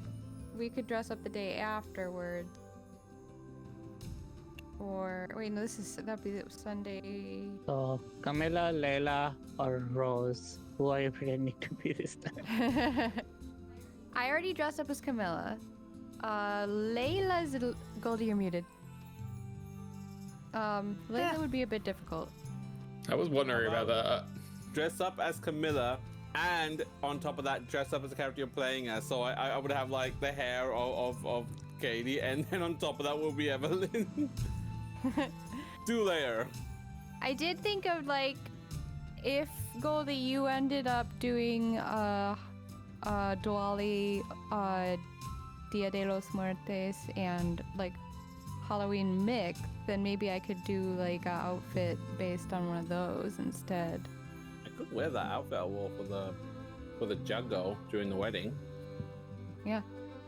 Maybe we could get some festive stuff. Got candle in my hair. I was like, maybe a candle in your hair? No, I'm kidding. I mean, to be fair, you could. You get yourself. You get one of those like kink wax candle things, and then if anything drips onto you, you're like, well, it's designed not to fucking leave any harm, so whatever. Yeah, there you go. Be like Blackbeard, where he puts like fucking things. One of the electric battery candles on your head. God. Should be like an eternal beacon of light. I need a jacket though. Oh, I'm gonna be baking then. What do you feel it? Yeah. We'd have to improvise. I have that hat. The voodoo top hat. I can use that for the day for the Day of the Dead. So it works well. There you go. I guess I could try to do some painting for my face. Harry actually got. Or I could. I want a sari so that I can wear one for. Oh my god! If you got a sari, they're so beautiful. The sari. They're I so wanna see expensive. Oh, though. then you can be Jasmine. Rob in a corta. I want to see. Let me see. You look cool. Be sorry. You could be Jasmine and not Aladdin because Aladdin did not have a corta. True. A couple years back, Cari actually dressed up as a kind of offshoot. The bad guy from the Frog and then the Princess. Wait, sorry, Princess and the Frog. Yeah, that's where you got your hat from. Princess and the Frog. Do you know that? No, I know. I'm trying to think. Was his name ever mentioned? Because he's just the voodoo guy, but I can't remember his name. The voodoo I guy. remember him as the voodoo guy.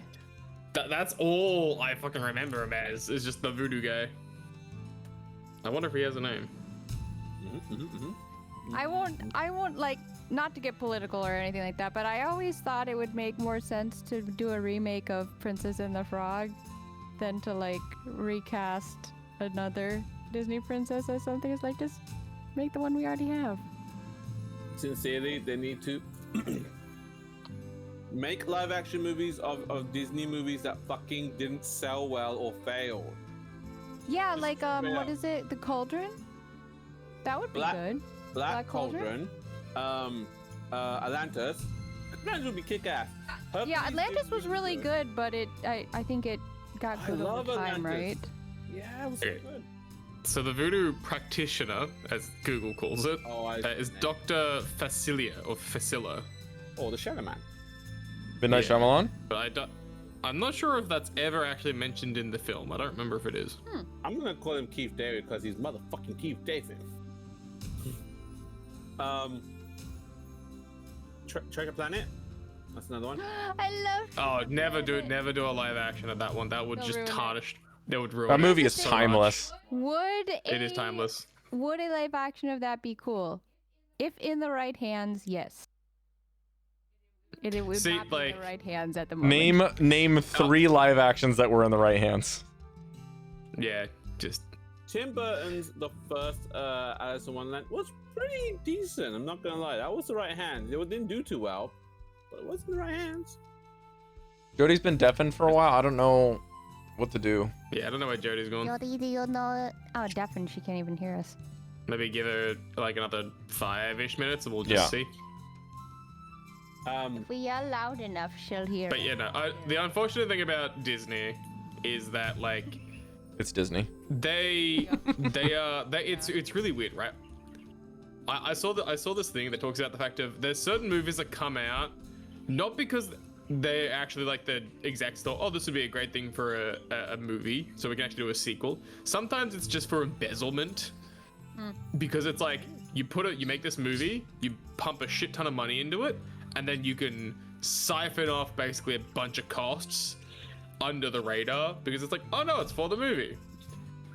So I saw one thing that like says that like sometimes you get that kind of shit going on, but like on the other hand too, you also have the new wave of writers that exist within Disney specifically who literally the best way to fucking put them is to just call them fucking virtue signaling idiots, because they don't actually care about culture or understanding or making anything actually meaningful. Perfect example is like literally look at Disney's fucking movies a couple of years ago and the fucking back-to-back like care and precision that was put into them. Like all the old like any animation style that was around like Treasure Planet's spot, any of the animation that had more of that, they had so much care, so much more attention to culture and everything, and you ended up being a lot less like, you know, just tokenistic versus today where they're just like, hey, shove it in, who gives a shit? Yeah, agreed. Or again, you have similar ones where with like the Harry Potter TV show where they're recasting Snape as black, which I'm like, look, race swap, do whatever, fucking like, look, if you want to make something new and cool, I'd rather you make something cool, not rewrite shit. But if you're gonna fuck around with it, whatever, man. And then they make the character who is bullied by Harry's father And it's Yeah. also looked at really Yeah. suspiciously We didn't think by about I need to come Harry. back because It worked. Yay! I need to restart my computer. I'm sorry, the audio's gone weird. I'll be back in a second. Okay. Alright, all good. Rightio. I think we had this conversation before. You're right. Like, Yeah. It's And, like, everything's fine up until the point when you think about it. Yeah, it's like, hold on, wait, we didn't think about I'm this fine too with far. rage swaps, but the Snape doesn't make sense. Yeah, it's like you just gotta like look a little bit more into it. You're like, oh, hang on a second, this isn't smart. He got And like, bullied. even Marvel's got problems with that too. Like Ironheart is fucking just shite, right? Because the main character's a fucking idiot. Like, Kinda It was the evil. exact opposite what you're supposed to be. yeah, like I'll have a dissenting opinion for the Snape thing, just because I like to let people cook until it's out and then judge it. Yeah, that's fair. So that's just the only thing I'll say about that. But now, if it depends on the stylistic thing, right? Like, Yeah. if someone's trying to redo something and reimagine it, allowing them to kind of do more makes sense. Now, on the sense that they're doing a live action version of something that already exists, I feel like they should just stay true to the original at least once. Yeah. So like the Little Mermaid is a very keen example in that, right? They did the Little Mermaid, they should do it again as close to the original as they can. If they want to do a remake or do a parallel story, go for it. But you know, I think that if you want to cook real hard, you should let the other people kind of make the original first. I'm okay Yeah. with changes because think of it this way: we wouldn't have the Spider-Man multiverse if we didn't have remakes, right? So if Yeah. something wasn't different, then it wouldn't work as a multiverse. Well, none of the Spider-Man but, stuff like, categorized as a remake, Mesh. That's Something because that it's a I was gonna multiverse. say, Something that Yeah. Goldy and I specified a while ago is that not a remake. Shows are always good when they are adaptations. Yes. Mhm. And you can race Yeah. swap as much as you want with an adaptation, but if it's a Change it remake, up. that's where it's a problem. Yeah. and going with that, I think another problem is where they stick the line of what are we actually trying to do. Like Rob was saying, like Mesh was saying, like when it comes to Spider-Man, it works because it doesn't. You're taking the original source material and going, I'm gonna do this with it now because it's a different universe, An it's a different setup, it's an adaptation. And that's fine. Like, no one is gonna get that angry at that because A, it's a normal thing. It's a universe, like comic books have done that for it's multiverse stuff. That's a normal fucking thing. And secondly, it's like all of them pay respect to the original like writing while also doing all their freaky shit and focusing on different characters and different storylines. Another good one is Venom. Like the Venom series is fucking awesome. Because they focus on Eddie Brock and they have this whole other line and they adapt it really fucking cool. Yeah. And when you adapt it like that, that's fucking awesome. That is not what a lot of new movies are necessarily doing. They're just going, hey, here's the original, but our version of it. It's just, we're just we're just copying and pasting and then basically playing ad-libs with it. You know? Yeah. They're just fucking around with that shit. It is not like, it'd be different if they turned around and said, hey, we're remaking the Harry Potter franchise from a different perspective, so it has all the same themes, but we're gonna fuck around with it and change some stuff. That'd be fun. We're gonna make it our series of it. It is not a Harry Potter series, it's a series set in the Harry Potter universe. Then all of those swappings can make sense and take place because it's not, oh, I'm trying to take the original and wear it as a mask. It's just, oh hey, that's the source material. Now I'm fucking around with it and seeing what I can do with it. Then when you make changes, you know, there's a lot more you could do with it, and there's a lot less like, oh, that's weird. Why did you change that? Like, you fucked around with this. It's like, nah, it's my own universe. I get to do whatever I want. What do you think of a Harry Potter Still series messed up. where an edgy teacher gets put into a school like in Siberia and has to like, you know, calm all the students there or something? That'd be really funny. But again, Jodie, are you back? So like, hey, her audio is apparently still fucked up. That's what she said. Hey, No. hey, Harry, you know, Yeah. you know the funny thing is about what you said? Disney made the most profitable adaptation to this storyline, Infinity War.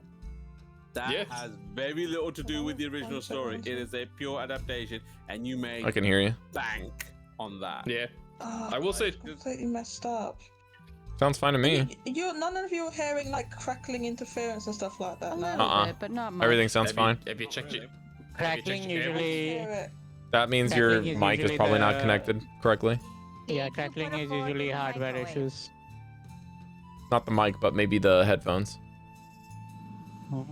Yeah, hello, 1 2 1 2. Yeah. Yeah, hello. Hello, my place is. Well, I'm still hearing it a bit. I'm gonna get different headphones. Okay. They're ready. Okay. But no, like that's a good example. I was Yes. just gonna say, like, I don't care, like, if Disney keeps producing horrible things and turning it out. I don't care if they crash and burn with Hollywood, because no matter where you are, there's gonna be good content made. Like, Oh yeah. who cares if a studio goes under? There, you go find good content, somewhere else. There's been. Yeah. Disney's too Why big. are you to giggling? crash. I'm just telling Why- people what to do. It's what you said. Am I? Go do your I own get thing. it. Go away. Go. Cari, No, I mean. Get off my Carry lawn. here's the mental image. There is a dying person in front of you going, please help me, and the word Disney appears on his forehead, and you're just staring at them with fire reflected in your eyes. That's what you said. To be fair, I'm with her. Thank you. I raise my pitchfork with you, lady. Yes. Go watch some, Korean. Go find stuff. your own Go- tree. Go watch. There's Yes. a animation that's coming out from South America that I showed these guys a trailer for a bit ago that looks amazing. Go make original stories, man. Yeah. I'm So getting really there's tired like a of- video I think circulating from YouTube about why movies are so crap now, is because almost all of the big corporation folks that are doing like new movies and stuff are selling movies as IPs instead of as individual stories, because it's not lucrative anymore based off of the digital mediums that people can consume quickly. And movies are also going towards series, as well as TV things are becoming more lucrative just because they do something that's safe that they can continue to make profit from, rather than like a one-off thing that's like from a business standpoint. If you look at movies as like a business, it's a risk to make anything new now. It's a massive risk. It was before, but because you had time to like produce things, and when you typically put things on the big screen, it's always a net negative. That's why the VHSs and the DVD kind of tech industry was such a huge boon, because from VHSs it was a lot of cost that they'd have to like make back on their movie. And then in the original kind of theaters were profitable because that was the only way to view them, was to go to those places to see them. So they ended up becoming cycled out when VHS and DVD Blu-ray were out, because you'd have to do that. And what would happen is the Blu-rays were the first time when the movie business was really good, early 2000s, right? So their movie business was so good because they could mass produce DVD Blu-ray and add extra crap that they just had left over as a kind of carrot on the stick to go jump into the movies again. And they would make back their profit with that, because their profit margins for DVD Blu-ray is huge profit margins. And you would own it. And now they're like, well, we have all this licensed stuff and it's a digital download. Now it costs people nothing to steal it, and they make nothing. Yeah. With that though, like, I think there's also something to say that I feel like a lot of execs don't understand why those big movie series worked in the first place as well. Because like, you can see that with fucking the new Marvel stuff. It's like, people wonder, oh yeah, like, how the fuck did Marvel get here in the first place? All these new movies are shit. And it's like, there's definitely somewhere along the line where it feels like execs have forgotten the fact of, you gotta start really fucking small and then work your way up to the big shit. There's another element to that, where like, if you've ever seen some of the newer movies that are made like one-off movies, that are really good, almost all of them are made by old school directors that are just like taking a loss on it, or they're actors that want to jump into directing and they're like, this is what I want to do, and they're good. You know what I mean? Or just people are like, I really like this book, I want to make it into a movie, and they just do it. Yeah, and because there definitely is a wave of like newer directors who are just shit. Yeah. It's a whole thing because the IPs, they got to try to like get things into other ways to make money beyond the movie itself. So for the example of Dune did really, really well. They resold books. They marketed the actors and actresses likeness into things like Fortnite skins. They put them into their own video game. There's now a Dune game that's very, very good. So they kind of like concepted both of those things together. Yeah, there's all kinds of stuff that they did with that franchise, and that's like, and Dune's also a very beloved old movie that was good and ahead of its time, and they're like, we're just gonna do that again. And man, I watched that with you guys, with Goldy and I think Mesh, and it's so good. Yeah. Now, I wouldn't say that it's like the story's super awesome, but man, the special effects and what they did with that movie is epic. It's very cool. Yeah, and sometimes that's fine because it's like, think of the Transformers movies. Yeah, Jodie, do you want to do a test? Yep. 1, 2. Can you hear me? Yep. Yes. We could say no and it still counts.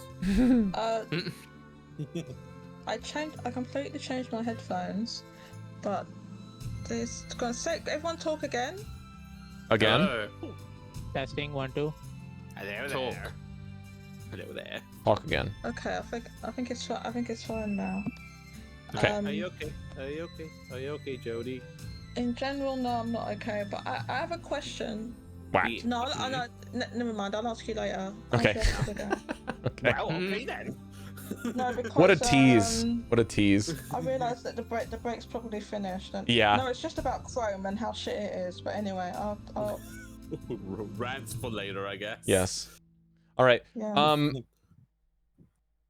I think Dante, you were about to speak as we were finishing there. Yes. So we'll start there. Back? Are we all ready to go? Yeah. Nope, gotta go. I'm in. Is Cari here? Cari's here. She's sitting down behind me. She can see you. Okay, cool. Excellent. Where is I? Okay, I can do it. So yes, if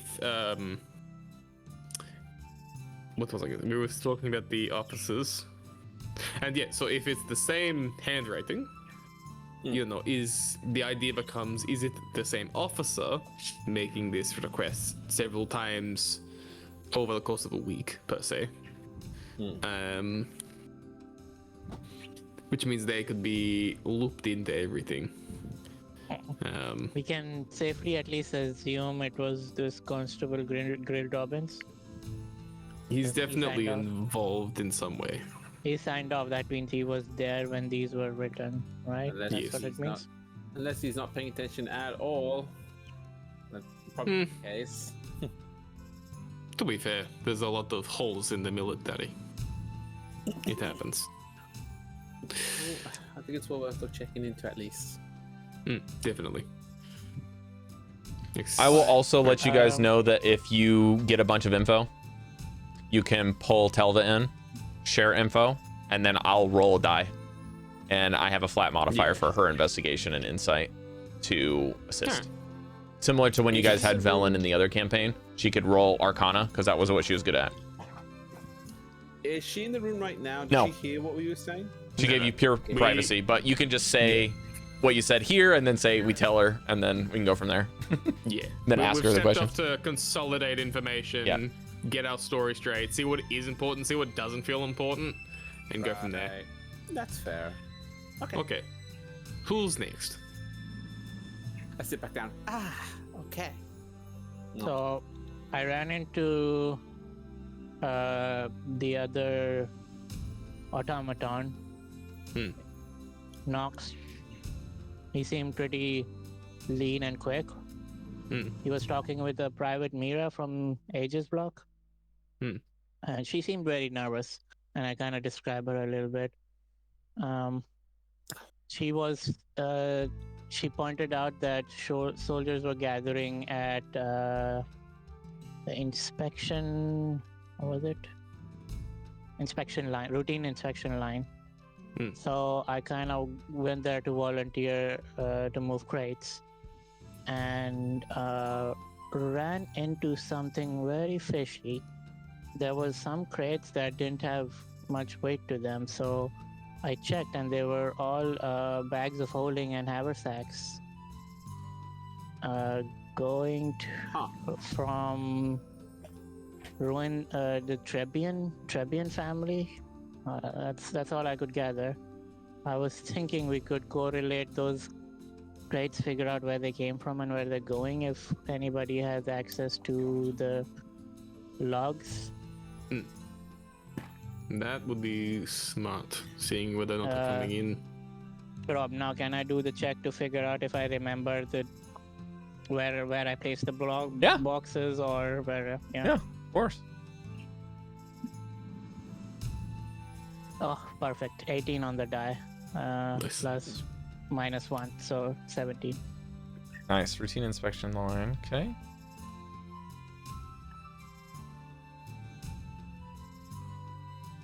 So what was your question specifically, Mesh? If I remembered any way to track the box that I opened so that I could relay that to whoever can check the logs for that. Like you're talking like serial numbers in the box, or like where it was delivered and what time it was delivered, or who it was delivered to? Yeah, something. Yeah. Yep, okay. Exactly that. So you don't want the information, you just want to be able to relay the information about the box to someone to check it.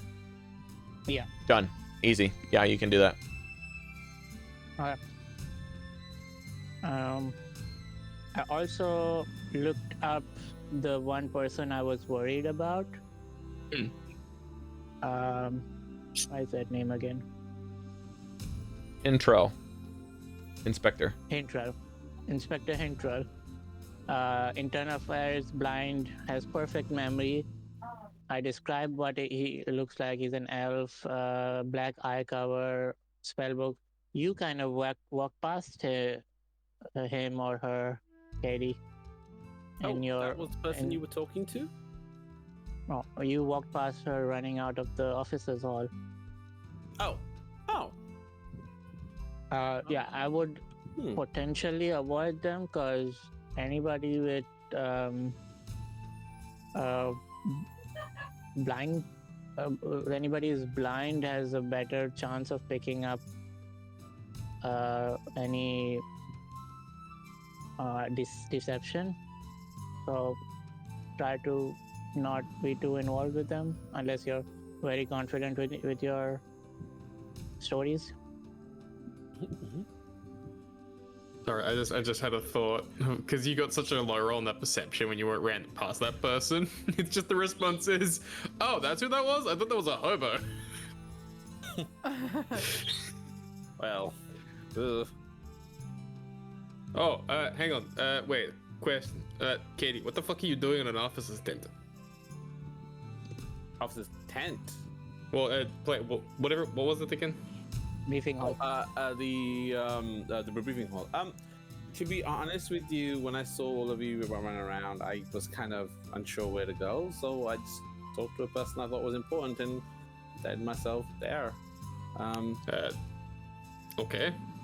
How the hell did you get into an off? My question stands. How the hell did you get them to let you in? Oh, I asked. And they. And I'm being sincere, by the way. I gather that. I'm like, you just asked them, like you didn't help them with something. Oh well, I was helping them find the missing kids. Which, by the way, I just want to be clear. I really don't want to find these missing kids for all the corruption we're trying to do. Okay, hang on. What the hell are you talking about? Missing kids? Oh, I thought you guys knew. Basically, there are kids missing.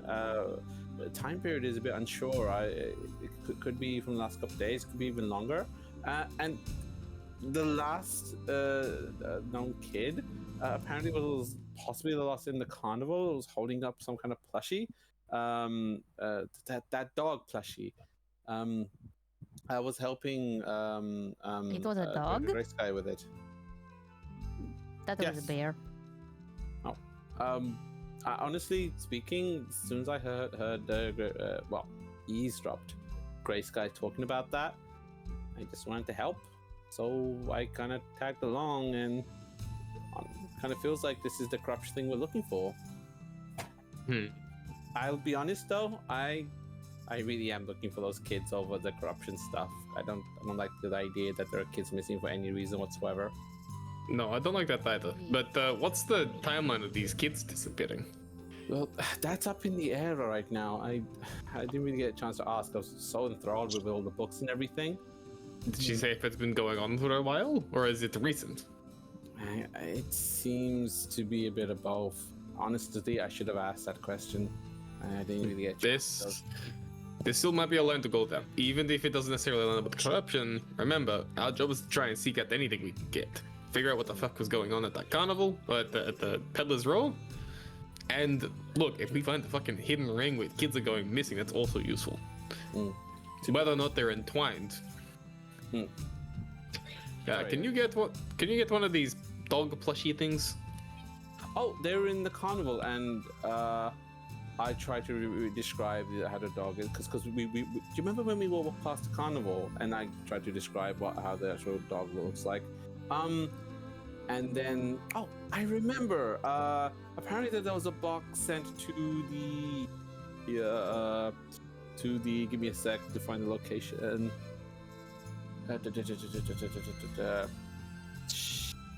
Mesh, where are you right now? What was the location? Office briefing hall. Yes, there was a box sent to the officer's briefing hall.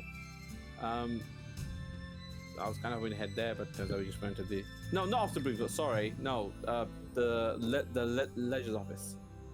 There's a box sent there. If any one of you are heading in that direction, you can see for yourself. Okay, oh, you mean where I found the stuff? Mm-hmm. That would be the inspection line. Okay. Okay, so hang on, wait. A bunch of these kids go missing. What the fuck do the plushies have to tie into them? Like, are the kids going missing with these plushies? The last kid was holding a plushie dog, and while I was eavesdropping on Grey Sky, she was talking to a man called Silas. He seemed to be concerned about his brother being gone. He said gone, so I don't know if that means dead, missing, or otherwise. He was really worried about this plushy dog in such a way that makes me think that there's something suspicious about it, like he's hiding something in it. I don't really like the guy. Like, why is he worried about this silly dog when the kid's missing? Well, hang on. You said that these dogs are getting fucking shipped to the leisure office? Well, there was a box that was sent there. I remember Grey Sky speaking about that. That seems odd.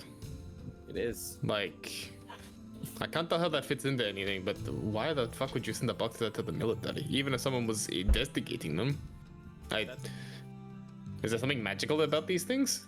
Are kids disappearing who happen to own these things? Do you happen to remember the crate number? I could look into them. I don't know anything about the crate other than that. You could have got that information. I could have. Oh, okay. Yeah. So I do not, but I could ask about it the next time I see Grey Sky. To be honest with you, I'm hoping that a day gone by has given her enough time for me to be completely trusted by her, so I can ask the more, in-depth questions. So between Dante, Jesliann, and Caidi, your aliases have built up rapport with those NPCs that you built up the rapport with. So you actually have a base to touch with them, and they have some realm of trust because you're trying to help them out. Yeah. So even though Jesliann's is kind of through cheese bribery, it's still intensely possible with just a successful investigation check that she can do it again. Hey, don't judge the cheese bribery. If it works, it works. Yeah, if it works, it works. Hey man, we don't cheese shame here. Yeah, that sergeant over, she really likes. Just a little bit of brie makes the medicine go down. Yeah. I mean, I like cheese too, but how much cheese are we talking about? A lot? She smelled like she was made of cheese. Is that lady I saw carrying a whole plate of cheese? I saw one person. I saw that at the corner of my eye when I was walking somewhere. That's probably her. Did we smell it in the mess hall? I was wondering. I thought I saw things, but I swear on my life I saw that. I saw things. Okay, anyway, back on topic for a second. I definitely think these missing children is something to look into, especially because like outside of the fact of there are these missing kids we need to look at. I think that's important. There's also the component of the fact that it doesn't make sense and that it is like really fitting into this whole thing. Like it's like another problem the military has. That in itself is strange, because it's like it's such this awkward piece that is just added on. It's like, oh hey, my foot got trapped by a fucking cart, and there's also an axe that I purchased at the same time. Like, why is that the topic that's around? My foot is under the cart, help me. It doesn't fit, and because it doesn't fit, don't ask. Because it doesn't fit. Did that happen? Don't ask. But because it's such a strange addition, it feels like it ties in somewhere. But I definitely think even if it doesn't, it's important to at least figure out how that's going, especially if a set of officers are getting them. Like, what the fuck is so important about these plushies? I look at you. Why did you call me when you needed the cart lifted? No, not me. I thought I asked you not to ask about that. Okay, that's an old story. Okay. What I will tell on a different occasion. You would tell us around the fire sometime. That is a we're in the middle of fucking nowhere conversation. Trust me, that takes like at least 2 hours to explain. Anyway, moving on. So far between you two, we have a strange missing kids incident that has these plushies involved that for some reason being routed to the officers, to the leisure center. And then we have a strange amount of handy haversacks and the other one, the bags of holding, who are linked to the, which family was it again? Trebian. Okay, so we have this strange connection here. Layla, what about you? What are you discussing? I heard a little bit about the Incankoth. It was associated with what is it? The captain of the righteous brand. They said that I was listening, and they said he's drunk like every night, and that he's in debt to the Jagendoth. Okay. Let me see, what other things did I listen to? I got this map, if you guys want to look at it. Oh, yes. It's mostly the righteous brand area, but you can see, where you're going. It helped me get here. I learned that if you fall into somebody, they might know that you did it on purpose. Wait, was that you that fell down in the mess hall? That was me. I was trying to make a scene, and it didn't work, and it did. So I made friends. Layla, I don't mean to alarm you, but you say they might realize you're doing it on purpose. I'd like to remind you of that brazier you knocked over when you were following me the other night. Cari, when you fell down, do you remember who it was that you went with? Yeah, I'm actually looking for her name at the moment. Okay. Oh, here we go. She's a halfling. It's Sergeant Vaya Serui. I heard her flirt. Well, first I thought she was flirting with the private, but then I realized no, she's just comforting him, and she was trying to eavesdrop on another conversation while she was talking to him, but she wouldn't let me know what it was. She did invite me to go sparring with her later, so I'll probably go to the sparring yards and fight with her tomorrow. That would be wise. It's about I don't know. didn't get- I don't know how much he will filter in, but a gossiper, he is good. Rob, Yes, so I can listen Sar- to her. Sergeant is below captain in this case. Okay. I would Yeah, say so he that said- you can feel free to check online or not, but in my brain, this might be incorrect. Captain is the tallest, as the highest, then officer, and then sergeant, corporal, private. That sounds right, but I'm not military. Okay. Ironically, constable is a police term more than an army term. That's because that constable person is with the Crown's Guard. Ah, right.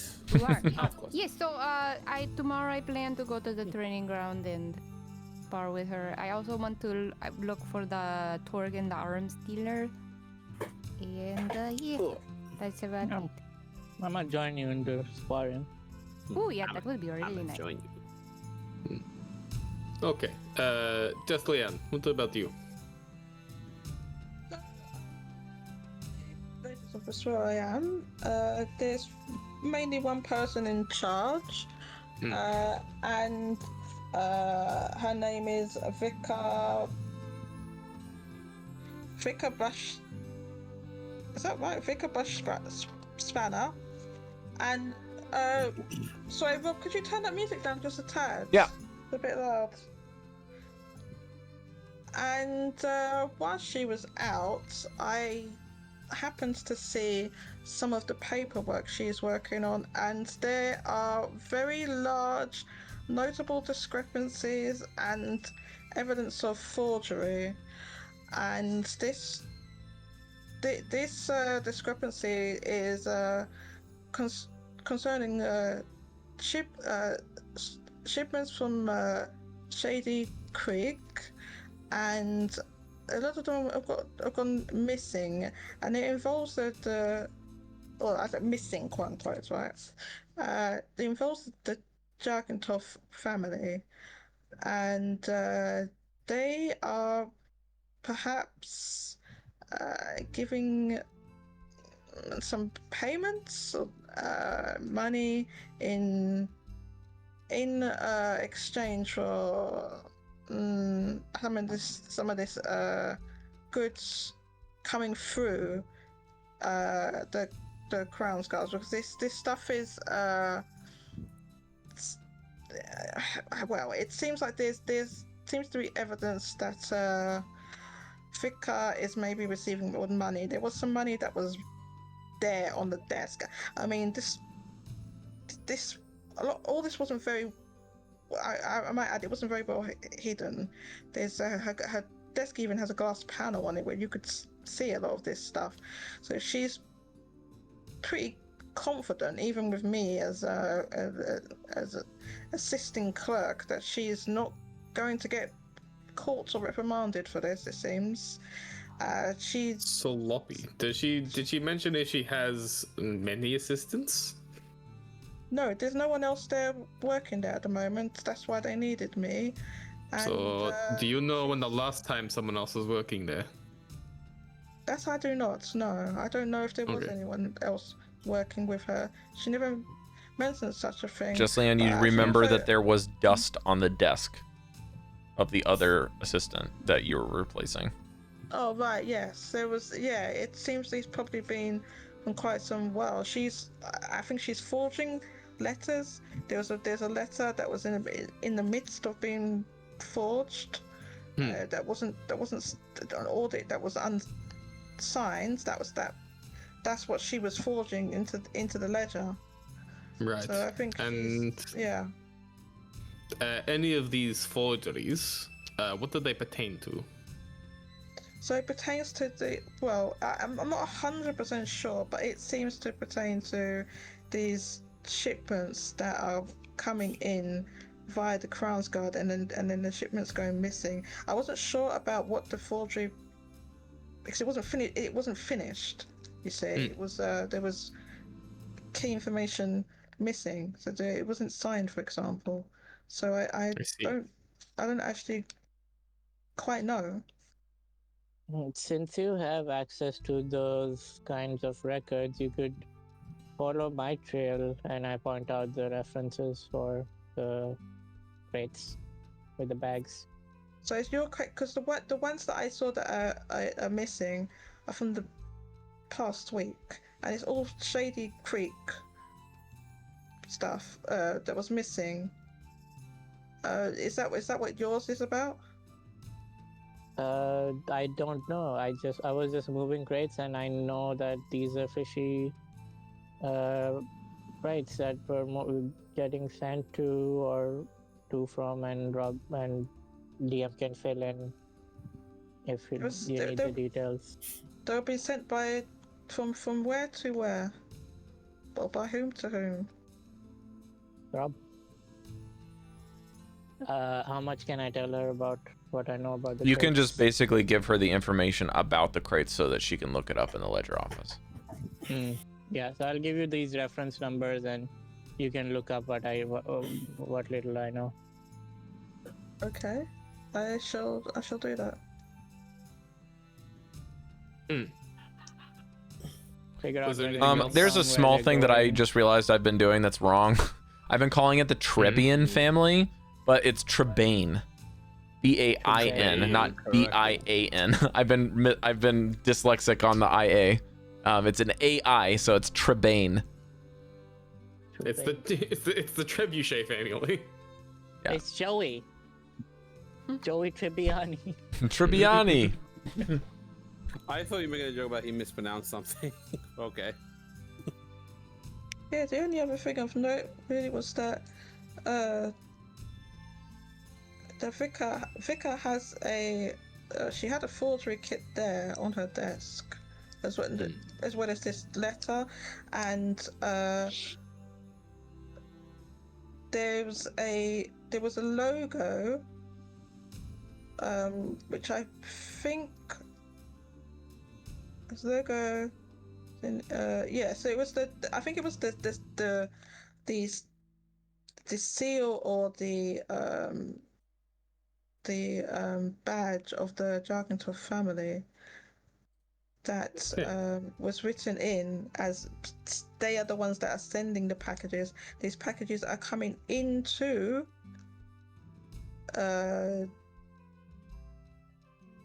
Crown. They're coming in from Shady Creek, or from Shady Creek, and they're going missing.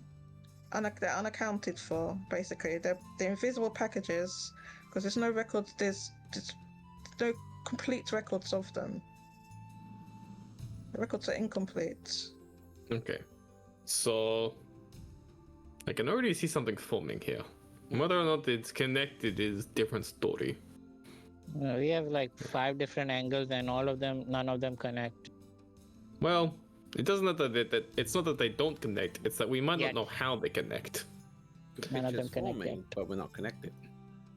But before we get to that, was there anything else, Jesliann? I think I mentioned everything. The only other thing I found out was, I don't know if, again, this could be irrelevant. I'm not sure. I was looking at the I wanted to look at what was coming in terms of medicinal herbs and so on, and discovered that there was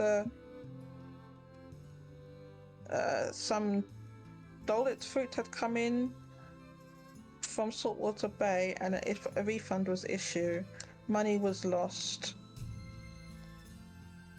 And it was a couple that got the refund, so I don't know if that could be completely irrelevant. I'm not sure. I don't know.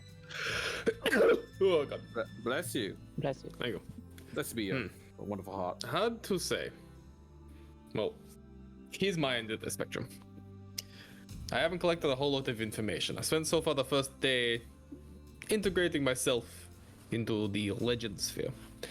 However, I can say that with the fellas I was playing dice with, they mentioned an offhanded comment about the metal things they found in some of the crates.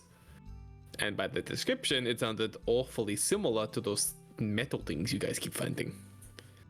The metal creatures. But when I went to press them, they kind of gave me the cold shoulder, so I had to back off.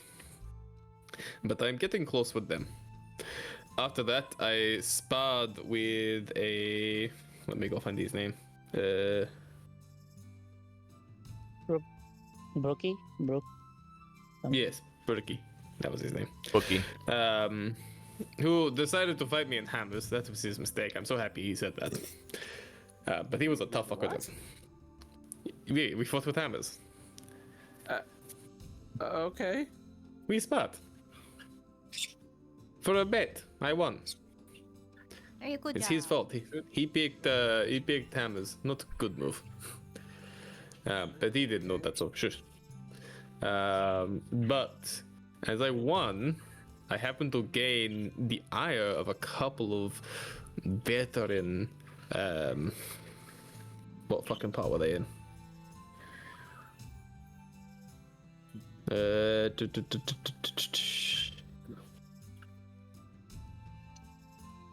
Who are the veteran group again? There's the Kransguard, the Last Aegis. Cleric and the Last Aegis. Last Aegis? Yeah.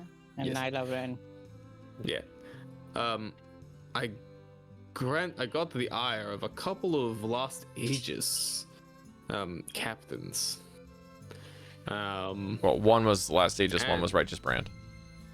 Oh right, sorry. One was Last Aegis, the other one was Righteous Brand. They seemed interested in getting me in the ranks. Which could be just happenstance, but the fact that I was also talking to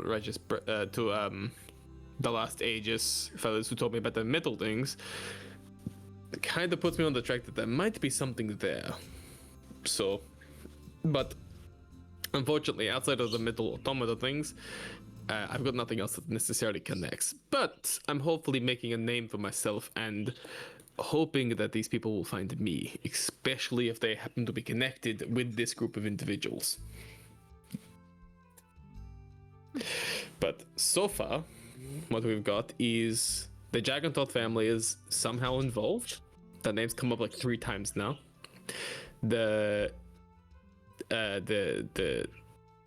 I've been saying it as Tribune, and now I can't think of the other way. Trebane. Fabian. Tribane. We have the Tribane family, who seems they have an inch in this, but depending on how far they go, is hard to say. We have a strange amount of packages that are disappearing, and I'm wondering if they're connected to the plushies, because who's to say that a package of these strange plushies get rerouted, wind up at the officer's hall, then it doesn't make any sense why they're there, and they're there because it's a mistake that was purposely engineered. Oh. Now, that's a bit of a stretch with not much connection, but it would line up to why it doesn't make sense. The fact it doesn't make sense is because that is the intention. It is a red herring. It is a lie. It is a scapegoat, you know? It is a, hey, we got all these packages. What the fuck is all these plushies? And you don't realize that a new shipment of X, Y, or Z has gone missing or under the radar. I see. It is smoke and mirrors. That I don't recognize. Curious, but I can see that. Maybe. Yes, obviously this is a little bit of crackpot theory because there's nothing connecting them too much, but there is a connection I can see possibly forming there. We'll need information to confirm anything, however, but we can definitely say that the Incankoths are involved. Possibly, I don't know how these kids fit into it, but if it's something else to do with these plushies, I'd be curious to know how the fuck they connect. Well, kids do like plushies.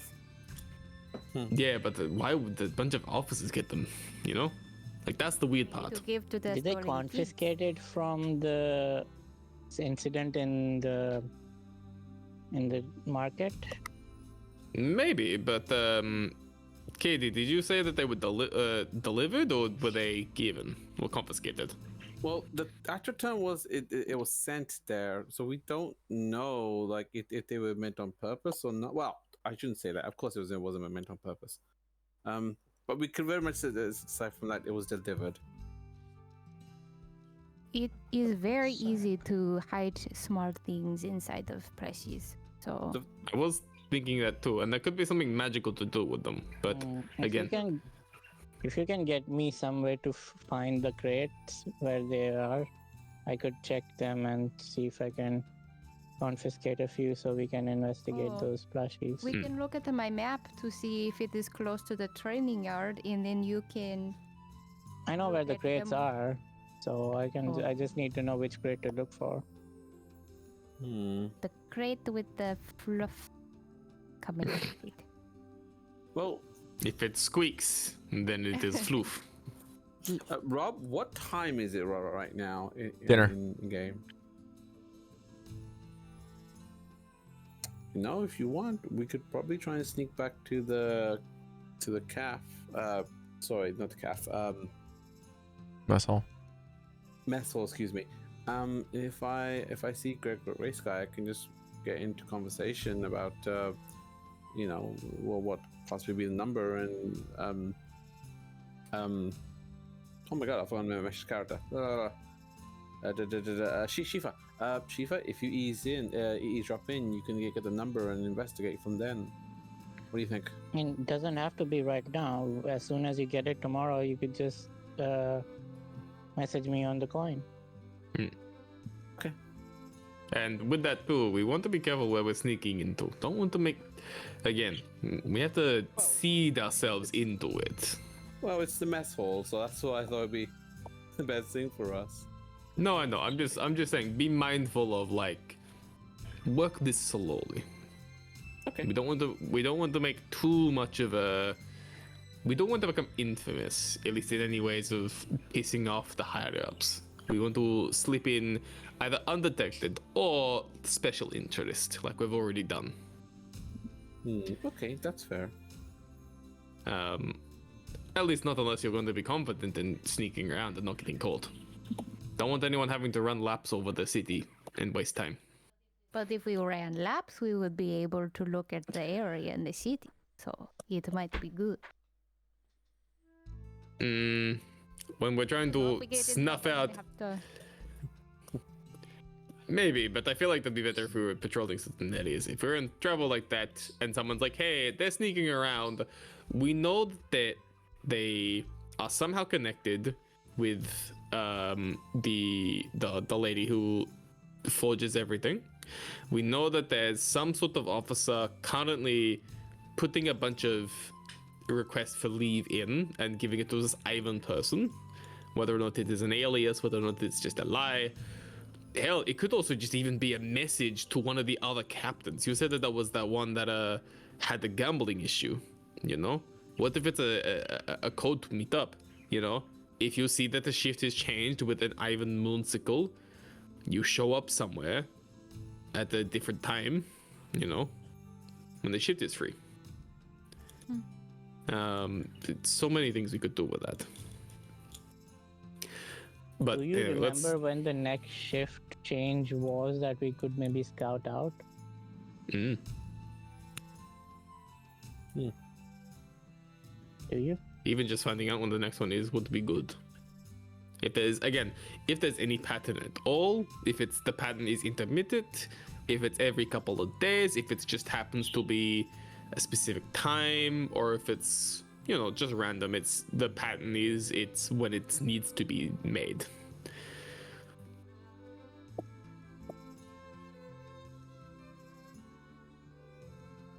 But to say for our current objective, definitely need to push down this what the fuck is the house name? Jagantoth. Jagantoth family. Yes. The Jagantoth family. I couldn't pin. I should also add. I did try to get some information about Jagantoth family, and it's hard to pin down what exactly they're involved in. They seem to have their fingers in a lot of pies. I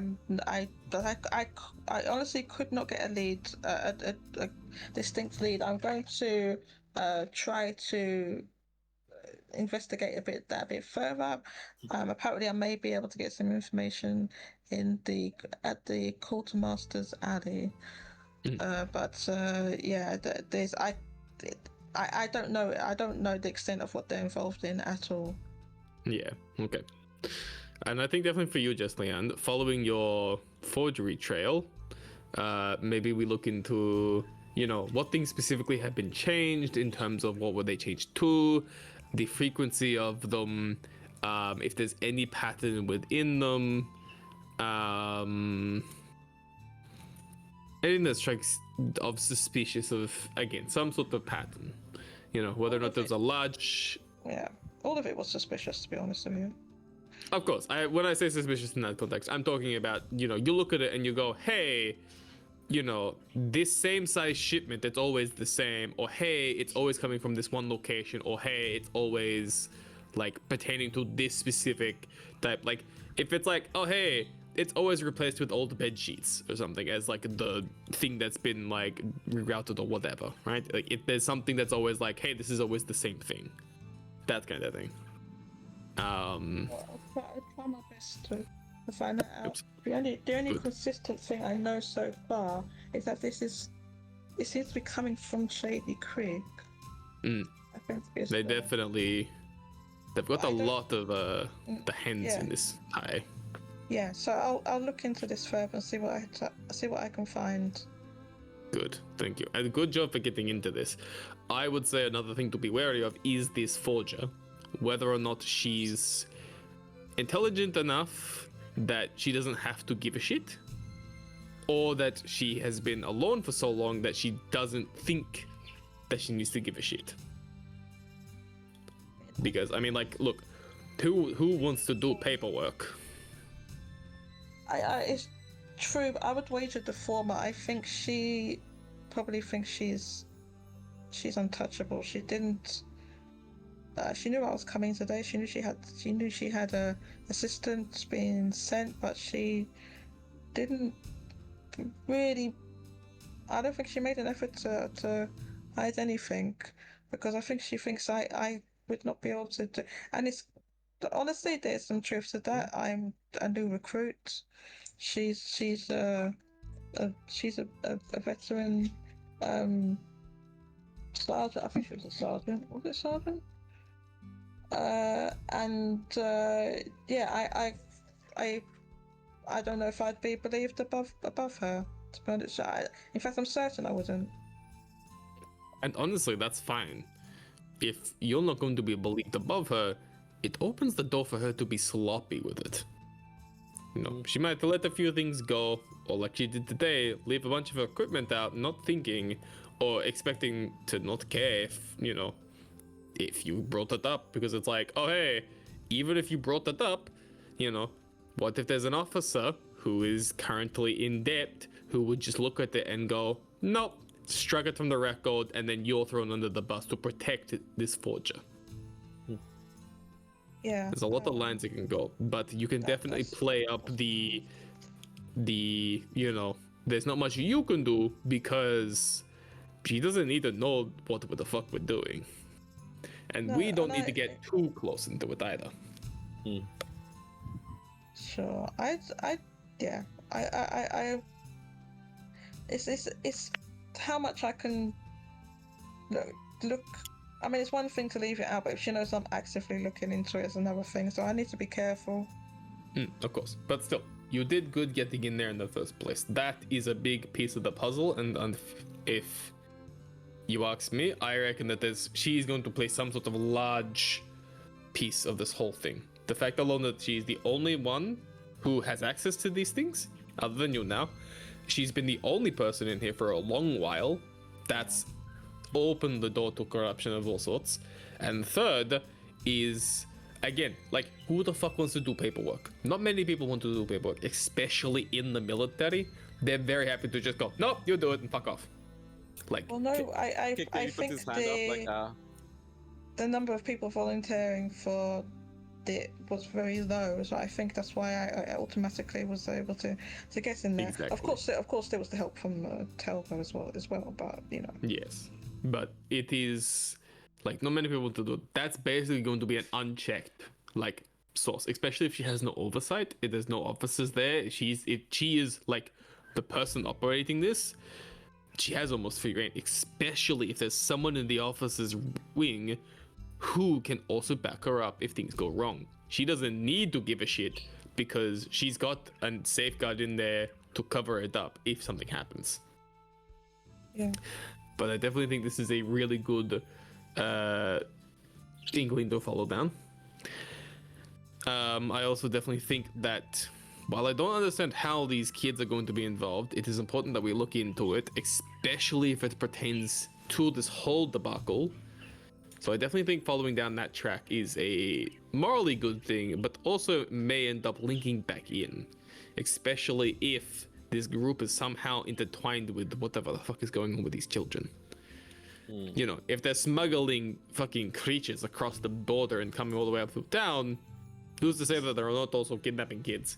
Or, I don't know, fucking turning them into stew or something. I don't know. Ugh. I'd rather not think about that. Especially if they happen to, you know, like, is it the group of kids that got picked up during everything that was going on? Has this been a string of disappearances?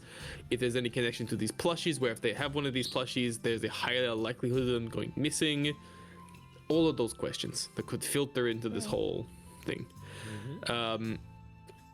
We definitely need to have a better look at the crates, because you know, the metal automaton things, the bags that they've been put through by the Tribbian family, and things that are just going missing or being added randomly. There is definitely something going on there. Hard to say whether or not the gossiper will get us much, but I mean, hey, who's to say what information she doesn't have? You never know. And I'm She knew that I faked that, but I think, you know, I watch her and maybe she has more information than she, you know, shares. Exactly, especially if she knows certain habits of certain guards and certain officers. I'm honestly in the same position you are there, Layla. I'm hoping that my line of people will pull me into something a bit better. But currently, there's only the comment that those two made about the metal automaton things. But otherwise, I think we have more or less our main missions. Keep following the lines we currently have. Do you all think there's something else that we could look into? Something that could be important? I feel like we've. Well, Go ahead. No. I'm just thinking. I feel like we've kind of discussed all that, you know. So. Shifa, do you remember when we talked about your history with Shady Creek? If you remembered all of the families? Yeah, roughly. I know the Jagantots are related to the people who found me.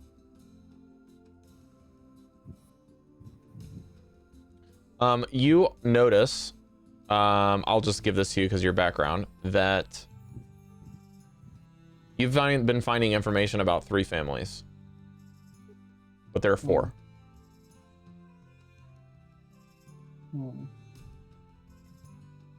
The 4th family is called the Uttolots, Uttollot, and you can share this with your companions, but I'll let you read into that however you like. So Bane, Uttolots, and Mardoons. Yeah, Mardoons are also noticeably absent from a lot of these discussions, for whatever reason. So we know the Jagantots are in Shady Creek. Bane family is also in Shady Creek. Mardoons are the one who found me. And Uttolots are just importers that I know that are also in Shady Creek. They all the families that are in Shady Creek? Or are they just some of the biggest? They're the 4 known families in Shady Creek. I see. So it is weird that we haven't come across the other 2 yet, but doesn't mean that we won't come across those other 2. True. Okay.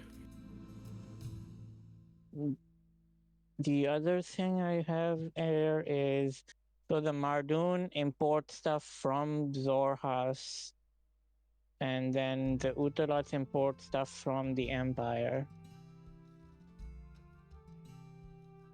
And Jagantots are the most like notorious between them, I think.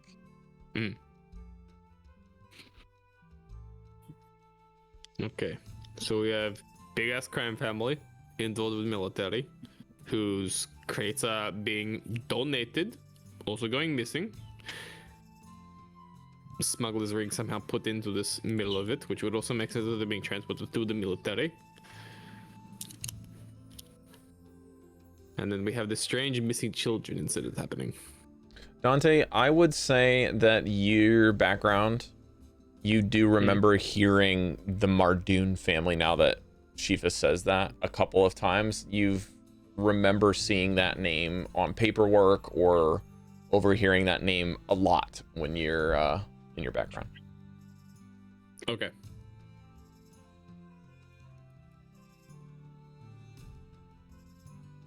Dante's gonna just sort of be vacant for a little bit as the geese in his head turn. Mardoons. Anyway, I believe we all have our line of thinking to follow. One more thing here, as I'm kind of letting the gears turn myself. Caidi. Yes.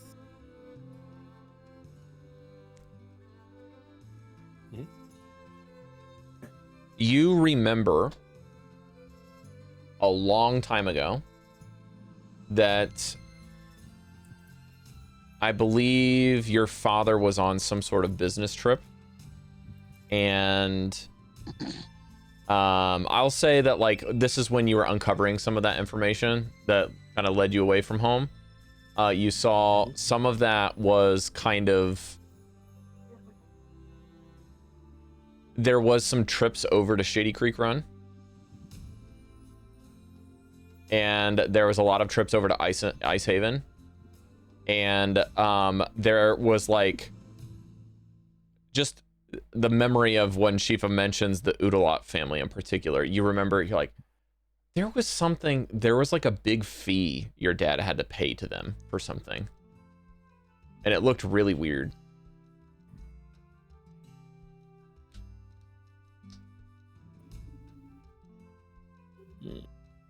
Maybe it was like a toll was probably what the label was, something like that.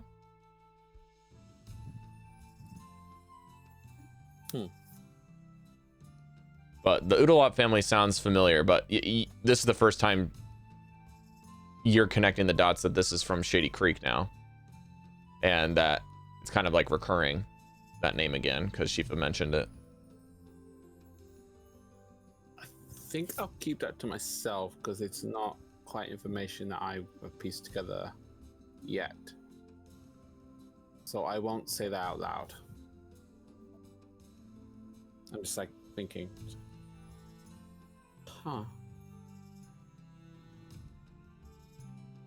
Like an itch in the back of my head. And let's see if I can connect one more thing. Jesliann, in your background. Yes. I will say that one of your archaeological findings, I'll say, was probably funded by a very generous donation that was anonymous.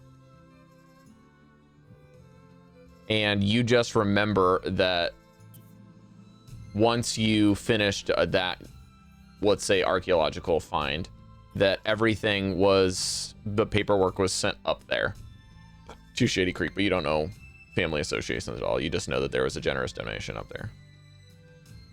So an archaeological finding that was funded by someone in Shady Creek. Yeah. You recall something that was like the paperwork that Caidi was talking about, and that kind of like general consensus of like these people are going off duty, and then there's like this name. I'll say that maybe you recognize the name of that person being code. What was it? I can't find it in my notes now. Ivan Moonsickle was the name of the donor. Where did that name come from? So I'm confused. Ivan Moonsickle was the name of the person who's the kind of reporting officer, or the person covering the patrols. Do you remember I said that there was a name that kept repeating in the ledger, taking up patrols for Scalebound Inn? That is the name. Yeah. Yeah, you'll notice that that was the name of someone that donated to one of the digs to continue. And then all of the stuff that you found was like sent to some location north, but you didn't know where it was going once you guys kind of completed your findings. So that person seems to be a donor to various things, including this archaeological dig. Yeah. So the suspicion is like that name is associated with Shady Creek. You're like, okay, or maybe north of where you were digging, which is probably south near the city that you live in. I'll say it's somewhere south in the mountains. Just some random dig that you would get commissioned to in your background.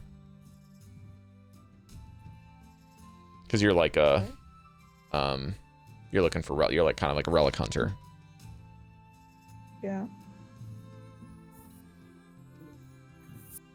Sorry, Layla, nothing for you because you're not from around here. Get out of here, Layla. It's okay because I was really distracted. Jesliann, Was it the kitty? why do you smell like cheese?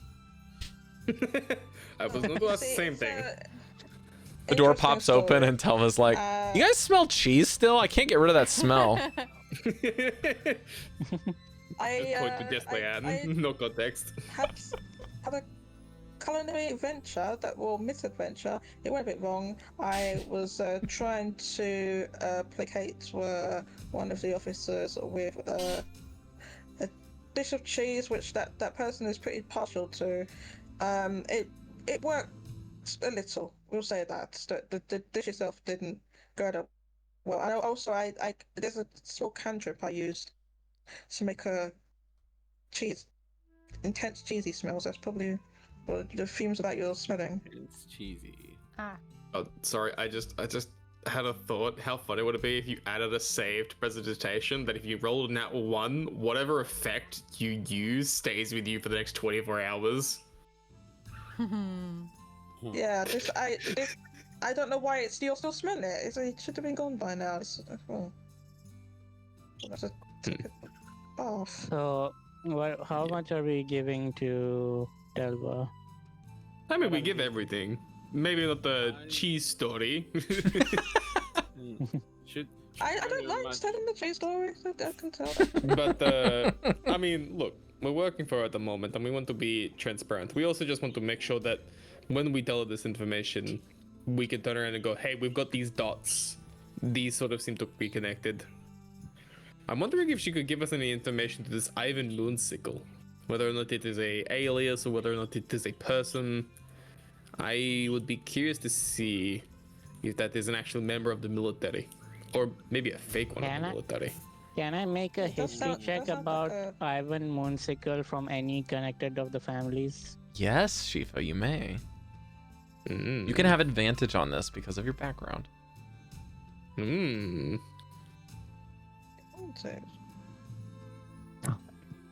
3 and a 4, and I have a -1. Well, remember, Mesh, this is how much you get, not if you get something or not. I'll use my inspiration you just gave me, so let's roll again. Let's do it. Nat 20, nat 20, nat 20, go. Oh, that's cocked. That's not number. What'd you call me? Cocked again. Okay, that's a better 11. Okay. I rolled double 15s. Yes.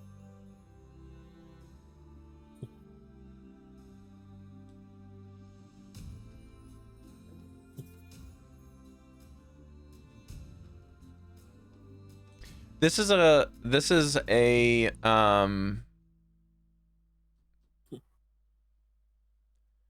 This is a member of a group of people that is not one of the families, but is used as a scapegoat because there's a group of like mercenaries called the Grudge Gang. I was literally thinking of that. And in the Grudge Gang, these are essentially the only like what you would qualify as neutral people that aren't evil. Like essentially are like corrupted in Shady Creek. They're like basically just a bunch of muscleheads that get hired by the other families to make coin in the city. And if they're not making coins, there's a lot of them that are like kind of just general mercenaries to do good for the general populace, and they are severely underpaid. So they kind of do some shady stuff. They kind of do some non-shady stuff, but you know that this name is essentially just a dead name. It was like somebody that used to be associated with them that they're just using now. And I will say that generally speaking, because it's an 11, you're not really sure which family uses the dead name, but you know that the Grudge Gang is associated with, like, the Utalots heavily rely on them for their general business. And the main reason that they do so is because the Utalots are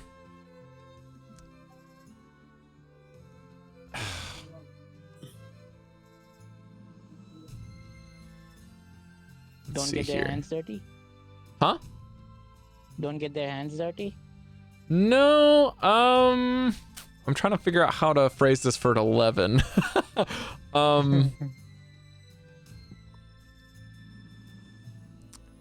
Let's just put it this way. The Utalots are not very diplomatic kind of family. They really struggle with kind of not getting themselves into trouble. So, and by in trouble, I mean like incognito kind of operations. They're not very easily covert type of people, so they're like very open about utilizing the Grudge King because it's like they can't really hide it. So we'll just put it that there's a lot more info you could have got with that roll, but that's what you get for now. Sorry, I just had the image of like of a detective being like, yeah, this is the work of the Grudge Gang, and then he's like new rookie recruit. So he just comes in, how can you tell, boss? And it's just because it's a fucking trashy. Look at this place.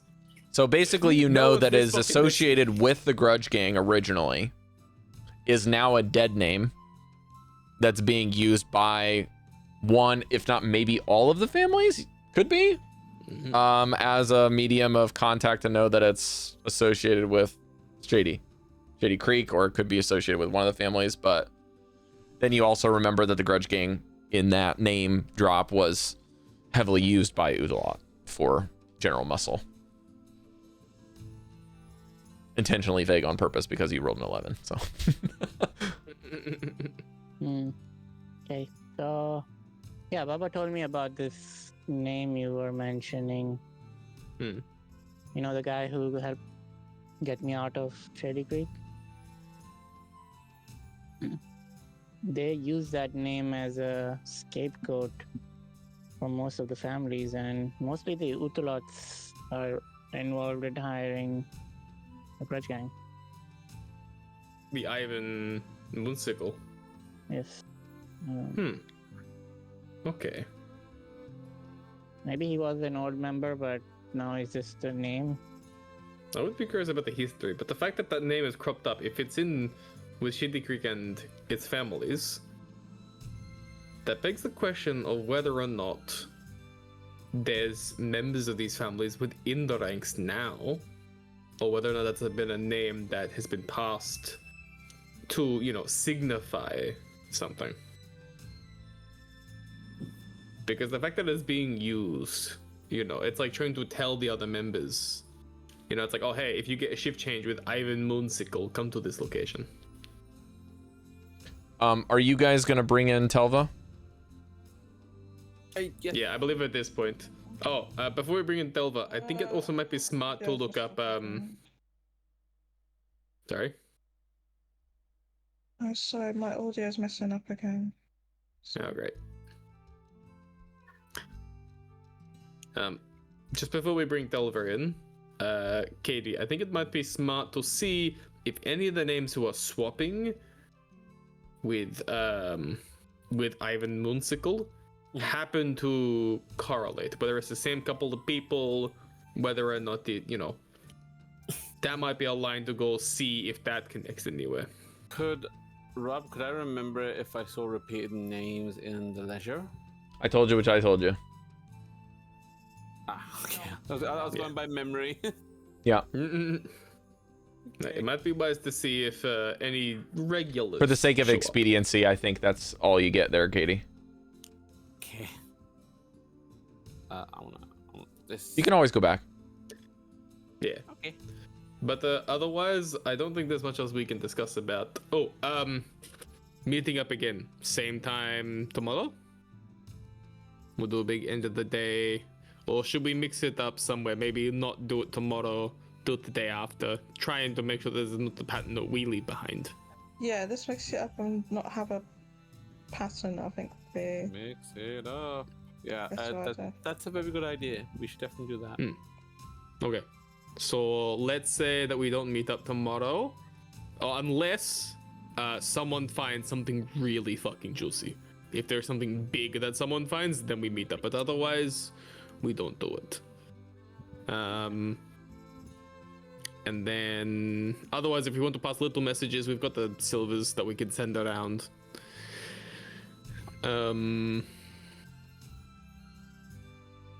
And I think depending, I'm going to probably stick to my own investigation with the last ages fellows, because it might be good if I just, be this loner type who's just gets on with everyone and might be able to be seeded into this dynamic.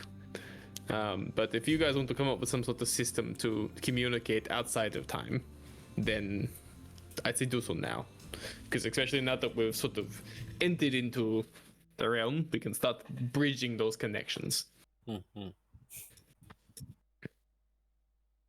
That's good. But otherwise, I have got nothing else to discuss with us, and anything else more of it to discuss with Telva, and whether or not there's anything that she could give us to help. Yes.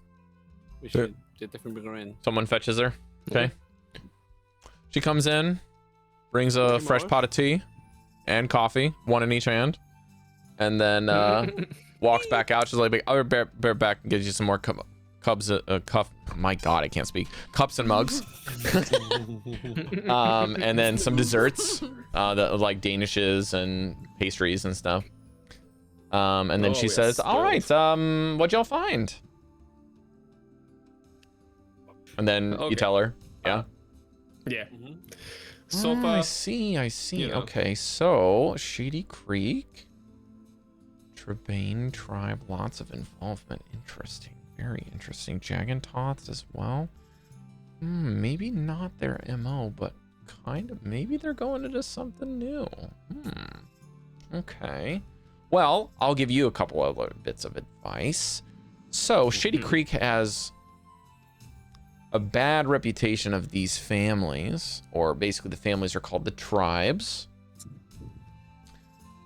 A lot of people like to say the tribes are Shady Creek One's identity, but in reality, for those of that people that are actually there, Shifa brought up a good point with the Grudge Gang. They're just mercenaries, but they're all previously, at least their leadership is all previously Dwendalian soldiers that have defaulted. And so they like to enforce their own local interests there, and keep the general public safe from dangers coming from us, the Empire, and north of them. But they typically try to stay out of everything. So what a lot of people don't know is that there's a third faction there called the Grey Trader Union. And they are reformed criminals and general outcasts. So people that say, doing the stuff that you guys are looking into and don't want to be found out. They go there to hide and try to do good in the world, but stop being bad. So they are some of my contacts, actually, that are in the city. Or town, whatever. Some of them are basically able to live there. And some of the Grudge Gang are also my contacts because they defaulted, but we allow it for the sake of information. And it has worked wonderfully because I can provide this to you. But they also help us kind of establish a under-the-table foreign society kind of contact and run things a bit safer in the town when we need to. But it seems that the families, the tribes are a bit too powerful for their involvement. And so there's a bit of a balance between the three factions in that area.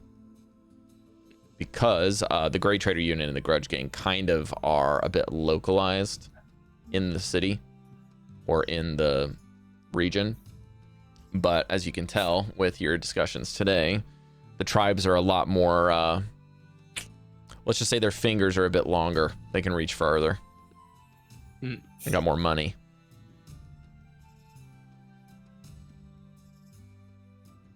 Did you guys look for tattoos?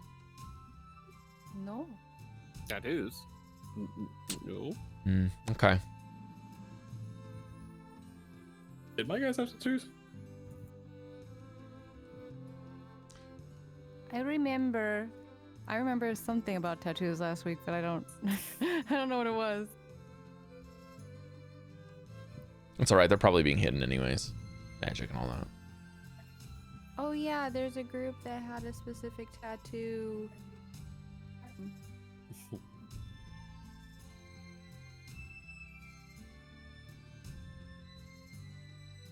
Well, those are the three factions that are there. This Ivan Moonsickle name, very, very interesting to me. This is something I can look into. Get some more info from maybe my contacts, but it'll probably take a couple days, so it might be faster for you guys just to either use it in interim and then move on, and then I can get you some more contact towards the end of the mission if you want to continue to look into this. Let's see what else. We definitely suspect that it's I just want to reiterate one thing. You guys have a lot of information you're connecting dots to, but you just got to keep remembering that despite dots connecting, maybe someone else wants those dots connected. And the reason would be because that if they want to implicate someone, it might not be fact. Let's mute it. I was gonna say, Dante did mention that that something could be a red herring. Yeah, I mean, there's some recurring things, and like, there's two things that I want you to continue to remember, and that is one of them is not all the information you're gathering is true. Yeah. And second, if it is true, it might be pointing somewhere on purpose by another party that's influencing this. Jesliann and Caidi in particular, you noticed a lot of tampering going on. There was, and the openness or the brazenness of which it was just lying around, that in itself was a suspect. Well, it might be. This is just a hunch of mine, but I think it's someone that all of you are investigating. I suspect. Actually, I should roll for this.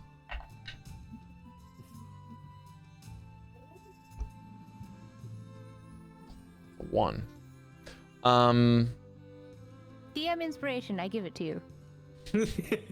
No, that's okay. She's just gonna say, I suspect that there are maybe someone is working a shift for two different people.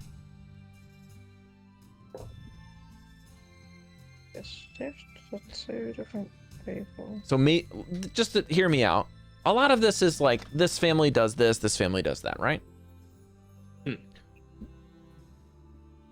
Well, we're talking about intermediaries here. We don't know if these people are direct associates or hired. Yeah? So if this person's a middleman, or middlewoman in some of their cases, perhaps multiple tribes members contact one person as an intermediary. And that person is somewhat untouchable. In the case of Vika, let's just say Vika's a very good choice because we were talking about her. She feels untouchable. She could have her hands in everyone's pasta. And just be doing audits for whoever pays highest. Or more recently. And then she probably gets another payment for keeping quiet about it. But that kind of work can be dangerous. That person might not be as important as they might think. They might be playing a little bit risky, and then someone finds out. And to go with your fingers in the pasta analogy, people don't like your fingers in their food. Yeah, exactly. That's exactly right, Layla. Well, anyways, I don't know if this is happening is true. This is just a hunch, and because I rolled a 1, I can't confirm anything. So, no, but the same line of questioning could be put towards the Ivan Moonsicle. You know, one officer in particular, like it has the same handwriting. So maybe there's one officer who gets a random donation of gold, and who goes and makes this, you know, anonymous request for change to this Ivan Moonsicle, and in the same token, you know, is just basically playing the puppet to someone else's puppet show. Well, it seems that we have a lot of things that are like the means, or like things that are happening, like the means of the operations, right? But we don't have a lot of motives yet. We don't know why people are doing what they're doing. And we don't know, and we will also, you do know some of the connections, but we don't know if those are true or not. The nice thing about the means is that they seem to be the easiest to find facts in. So we know things that are happening that are true, most likely because they have already happened, or they're fact. And especially with forgeries, we know that a forgery has happened, so what is written might not be helpful, but the fact that a forgery is meant to hide something has happened is important information. But motives can also be very helpful. And you can also see motives of other things. I can tell you one thing. Actually, let me just roll for this really quickly. Oh my god, I'm rolling so bad. There is people in that camp that don't like me. I just don't know who they are. People don't like having their back double checked. By the spy network in the Empire, if they're working for a different spy network in particular. So keeping a hard lock on their shoulders and checking their back all the time may not be some of those people. I don't know who they are. That's why you're involved. Why I rolled a 4. So sorry I can't get you any more info, but I guarantee there are people down there that don't like me being here. No, and there might even be people that know I am here. Is probably the thing is like figuring out who knows that I'm here is probably not going to tell you, but you could probably hear through the grapevine if they don't like me or not. Those are the people I'd pay attention to. No, absolutely. Let's see here. Did you find all these locations on the map? Yeah. There's a name that came across my desk today that you haven't mentioned today that I would look more into is Corporal Fen Wessel from Righteous Brand. He's a logistician, numbers guy. That seems really big if you guys have been checking ledgers and check-ins and whatever, boxes and stuff. Definitely. That guy seems important. What was his name? Fen Wessel? Wessel. Wessel. He's a corporal, so not super important. Probably like a rank above new recruit. So he's been here maybe a year. Nervous guy. Isn't that one of the people you were talking to? Who's you? Who are you saying? Dante, you had Ronald Glass No. and Corporal Vessel. No, I had Rez, I had Analyst Moss, I had Brookie, I had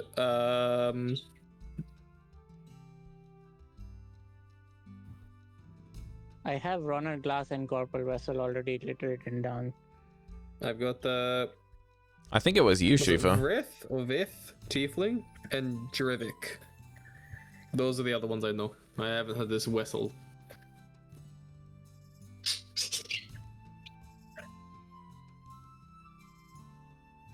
No. And then I heard, like, I would also check to see if you can find some couriers. You've been seeing a lot of information at the hubs, but you haven't seen the runners. I'd look into them. No, this is true. See who's moving. See who's getting days off. Stake out some locations and hide. I have that as well in mind. I don't know if it's the same person, but the private Ronald Glass, Corporal Wessel. Yeah. So somebody found that name at some point. Ronald Glass is the guy that was talking about the he was talking about the Vox Machina group a lot. Okay. No, the Corporal fanboy. Wessel is separate from He's the fanboy. That was Ronald Glass. Why did I write his name down? Fen is the guy's name. Corporal Fen. I think he was probably just talking with Glass from memory. I don't know if that's true, but Maybe. it might have just been there. You were overhearing them, Cari. Yeah.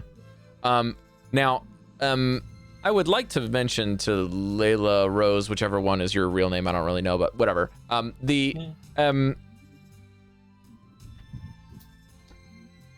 That sergeant, that's the gossip. I bet you she's an onion. Suspicious to him. An Yeah, onion? lots of- Yeah, she Lots peels of back a lot of onions. layers. Right. There seems to be more to her because I know that she got on to me, but also while she was interacting with the private, like I said earlier, I could tell that she was actually trying to do that to listen into a conversation like a little farther away. So yeah, there's more to her than meets the iris. She's I rolled a 20 for her.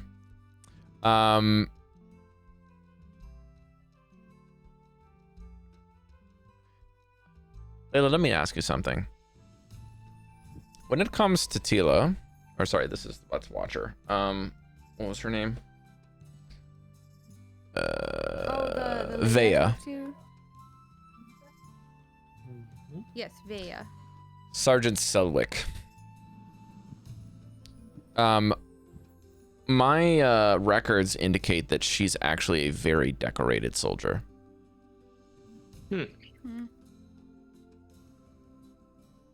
Makes sense. And she's thumbing through some paperwork. Ah, yes.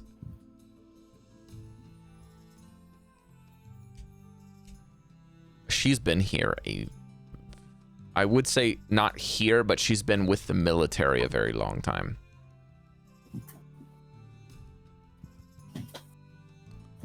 Very, very loyal, but I don't know if that is... If you ask me, she's been with us a long time, and for her to get stationed here for war is very suspicious. These two. Mainly because if she is as loyal as they say, why would she have, and she holds up a piece of paper, a request to be here during wartime? When when as a sergeant, when talking with deployment status where she would like to be for the war, why would she choose somewhere safe if she's like a decorated soldier? Why would she even be given the choice? She's a sergeant.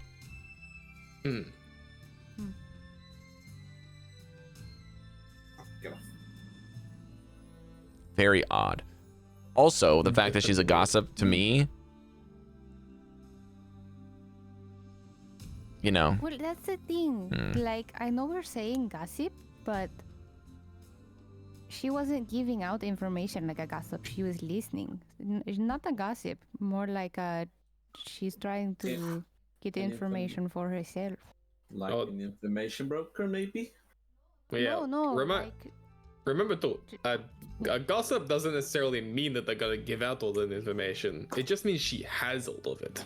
Oh, see, I thought a gossip was like someone that sat and was like, hey, did you hear about Finnegan? He was like really short and stinky. I don't know. It could be interchangeable, but like, you know, if someone's a gossip, it means they know some juicy shit, even if they're not sharing it publicly, or only sharing it with specific individuals.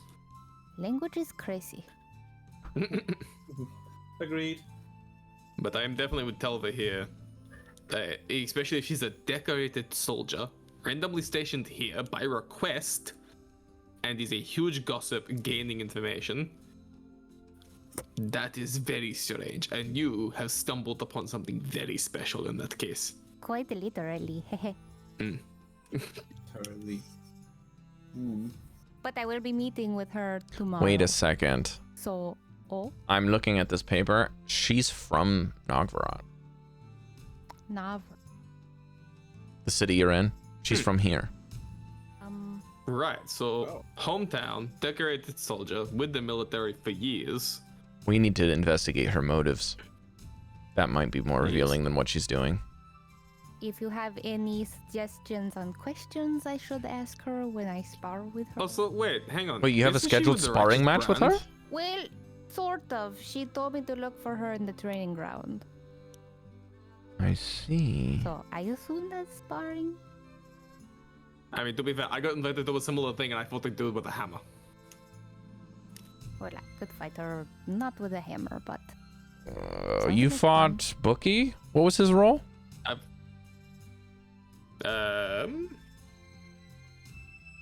Or his rank? If I remember, he was just... Oh, he's just the quartermaster. Yeah, he's just a quartermaster. You basically fought the blacksmith. Yeah. Easy fight. Oh, I never said it was difficult. I just said I fought him. Oh, okay. Well, I didn't get all the gritty details of your story. But if you put a show in the captain's notice, then maybe it was a great fight. At least entertaining. No, they definitely noticed. They invited me out to a private... well, not private, but basically train with them. A private training. All right. Are you doing this? Are you going to take up the Last Ages? Or are you going to go with the Righteous Brand Officer? I definitely want to go with Last Ages. I think we've got enough of us looking to Righteous Brand, and especially with how intertwined things are. I want to see where the Last Ages fits into this piece. Captain Nyla. Okay. Yeah. Oh, ooh. Lots of information here. I rolled a 24. Ooh. Ooh. Not only a 20, but a 24? Tiefling, scars. It says here she's secretly writing a spy novel. So she's not all hard edges, it seems. She did want to ask me about the Menagerie Coast, or she said something about it. Did she have an accent? Did she have an accent? I think she did. I think she had a slight one. That's probably because she's from there. Oh, maybe I should go to Aegis. She might be from the Menagerie Coast and is now working for the Empire. Or maybe her parents are from there and lives here. Who knows? Well, she made a comment about writing about the coast. About what? About the coast, just quote unquote. And when she picked up my accent, she was like, "Ooh, you're from Menagerie Coast." Maybe so she wants some. Interested in that. Okay. So she's interested in the Menagerie Coast, probably from the Empire. Wants to use your information for her spy novel. I bet. That's kind of what I was suspecting. If you have any questions, okay. I can answer. Yes, I was actually going to drag you to the site and ask you as many Well, questions you as might I be able can. to get some information if you can see if you can get her to admit that she's writing this. Then maybe you can build some trust there. There is no records why she has this scarring. Very odd. Maybe it happened prior. You mentioned Harry. You mentioned the other captain that you met there that was like a newer face to Telva. The Drevik, Captain Drevik dwarf. There was another one. There was a third Ressa captain Marnell. there. Did you mention that to Rolda Telva? Bren. Rolda Bren. I mean, I would mention it. I'm probably forgetting who it is though. Rolda Bren. I have written it down. Non-military. He mentioned inadequate records of some sort. I can't remember. I haven't got it on my notes, but I would absolutely mention it. Like, I'm not hiding anything from Telva. I would try to get more information on him. I don't have any notes about that guy. Okay.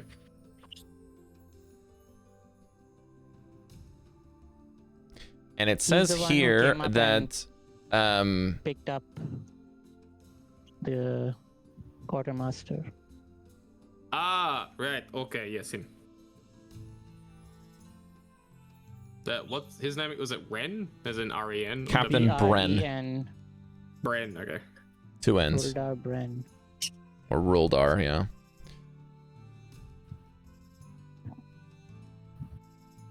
He said, it says here, okay, I'll get some information on him. And ask her. See if you can ask her about funding for Last Ages projects. This is very vague information. She's like looking at the paper like a bit baffled. How did I not see this? It's just so vague on purpose. But amidst all of the paperwork, it's just easy to glaze over. Special funding for projects. What the fuck does that mean? Her book. I mean, if by that phase, I feel like it's a lot more than just a book. And the fact that I also don't know about this other captain that's in charge of paperwork. And it's Last Aegis. You may have found something. So wait, these projects, does your information say if there's like a large amount of money, if it's a long-term project, if it's a lot of little It just projects? says special funding. So it's unique, but that's it. Okay. It doesn't say what it's for and how much or how little. Let's see. Jesliann and Caidi went to these other locations. Did you guys manage to go to the stables? No. We didn't. Really? Did anyone else? No. I just thought that if you saw some wild creatures, you'd go there first. I don't like horses. They scare me. Honestly, I mean, to be fair, same. those wild creatures were all in boxes, so I feel like we okay. saw one of those antics running around again. So like, that'd be weird to find them in the stables. Do they ride ankegs? Do we what? Do people ride ankegs? Not that you know of. I was gonna say, do they transport them through towns? I will roll 50-50 if she knows a true fact to give you. That's from the rumors list. I rolled twice with advantage below 10, below 5. So no, she does not. All right. Anything else that you would like to ask Telva? That's a lot of info that I can give for her for today. Because it makes sense that she's doing some stuff. Yes. No, I don't think I have any more questions to Telva. I've got a good line to go follow. I guess the only thing I would actually ask is that, do you know anything about a soldier called Goldy? Oh, am I not? What? It's up here. Oh, sorry. Do you know anything about a soldier called Silas? Silas. Let me roll first.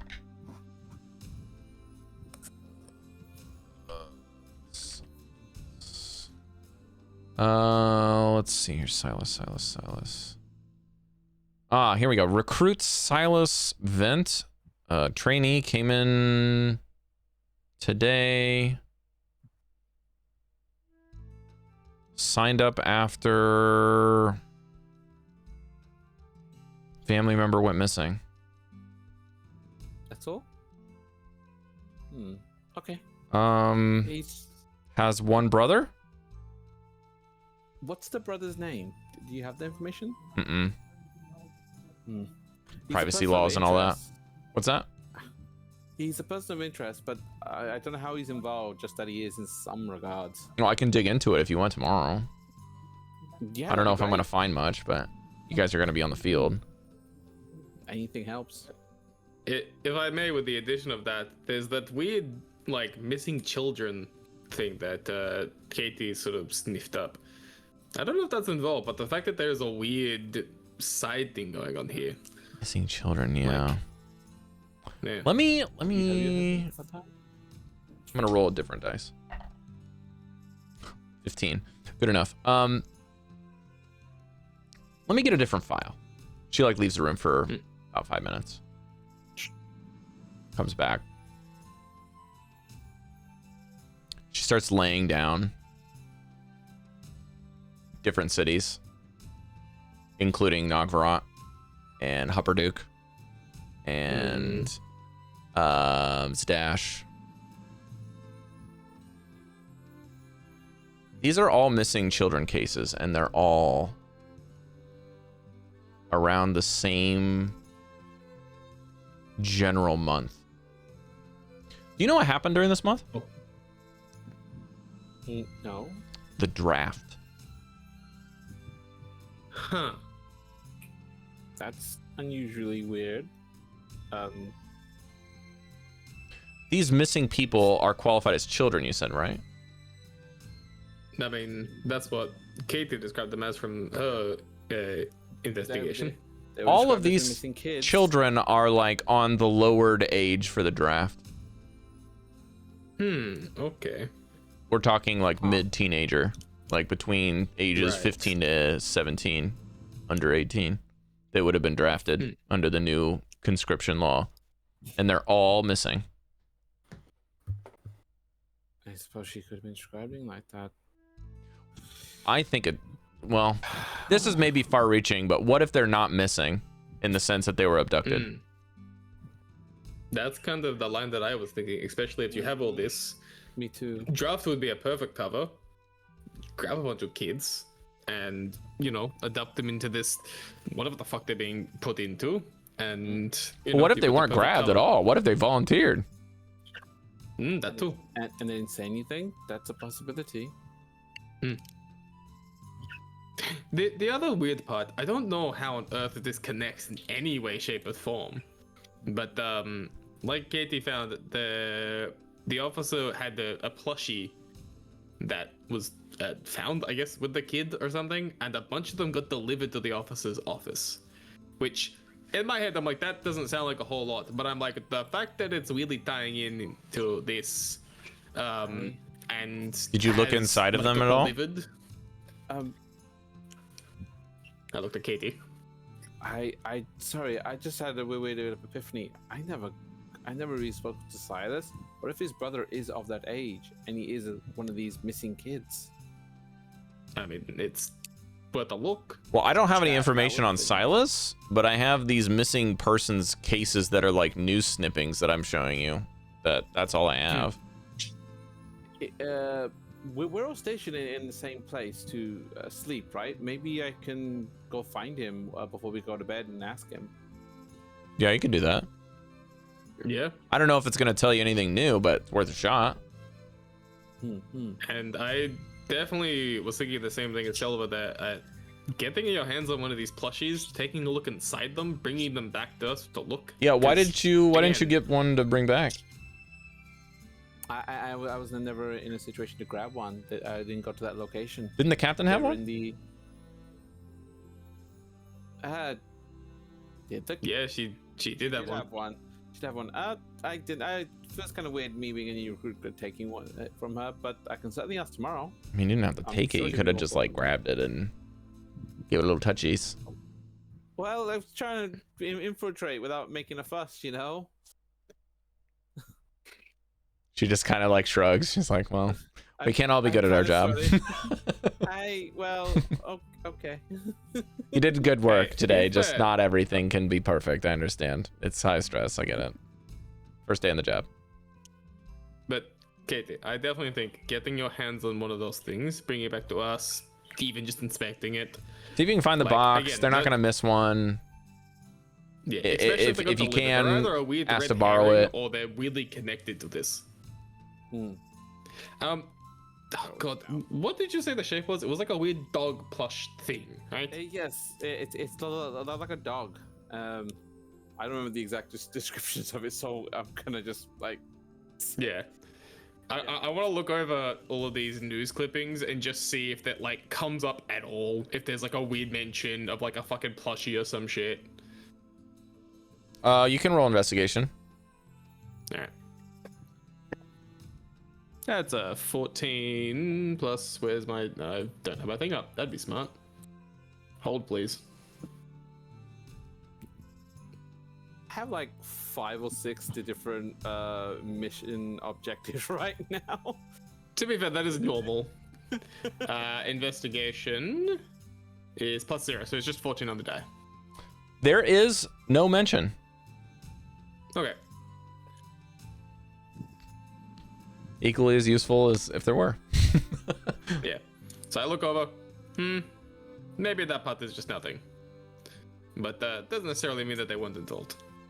Still, we'll have to see if they are nothing, because then you can at least cross that off saying, cool, this is just a happenstance. The question of why the fuck they got delivered to an officer's office is weird, though. I'm imagining you looking for something like, what was I going to say? Puppy Palashi paranoia. I like it.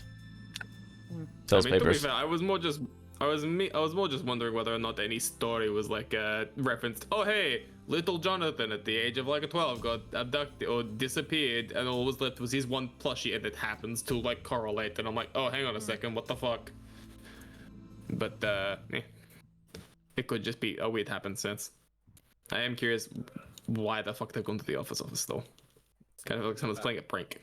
I think we need to catch something in the act of happening. We have a lot of records and like notes of things happening, but we haven't seen any of those objects or things happening themselves. The only thing we've seen is the thing that kicked off this adventure to begin with. We are catching the tail end of things. Yeah. Well, the strings, but not necessarily the puppets or the string masters. I feel like we're very close. You did some good work today, everyone. Maybe another day on the job, we can probably find some answers. Now, what I will tell you is you need to be thinking about tomorrow from now on, your exit plans. Because I can try to help you with some of the paperwork on that, but Layla's given me some ideas about faking some injuries. That's possible, but I don't think for all of you it will be plausible. We need to fake some other reports of getting reasons to get you guys out of there. So that's just something to keep logged in the back of your noggin to get out of there. That way we don't rise suspicion on y'all's faces. My mother is deathly ill and wants me home. That's not going to help with the draft, Layla. No. We have already had one thought about that. We don't plan to have a meeting tomorrow. Sorry, if anything, I can just restation you guys somewhere if you don't have any ideas, but we'll see. Yeah, for the moment, we're planning not to meet up tomorrow. Maybe at worst, we catch each other during the day, and then the day after, we'll figure something out. Okay. We And then could get from there, transferred to the Crown's Guard, and then get requested to some other place like Upper Duke. We do know. What was his name? What was the guy's name in Upper Duke?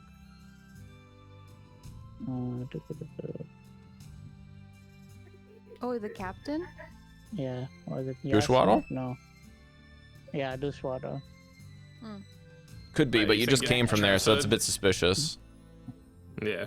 Right. Although to be fair, they don't know we just came from there. Yes, but my informants need to restation you somewhere, or at least keep tabs on you.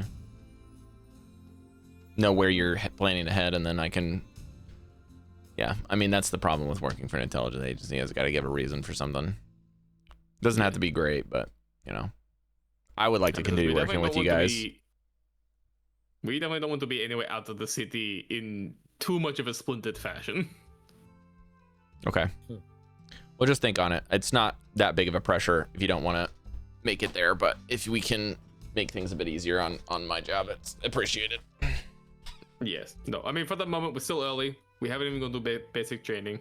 We get through that, see a little bit more dynamic, have some plans forming in our head, and we'll go from there. Early days. What was the other person? Common room. Yeah, there's some places you haven't been to yet.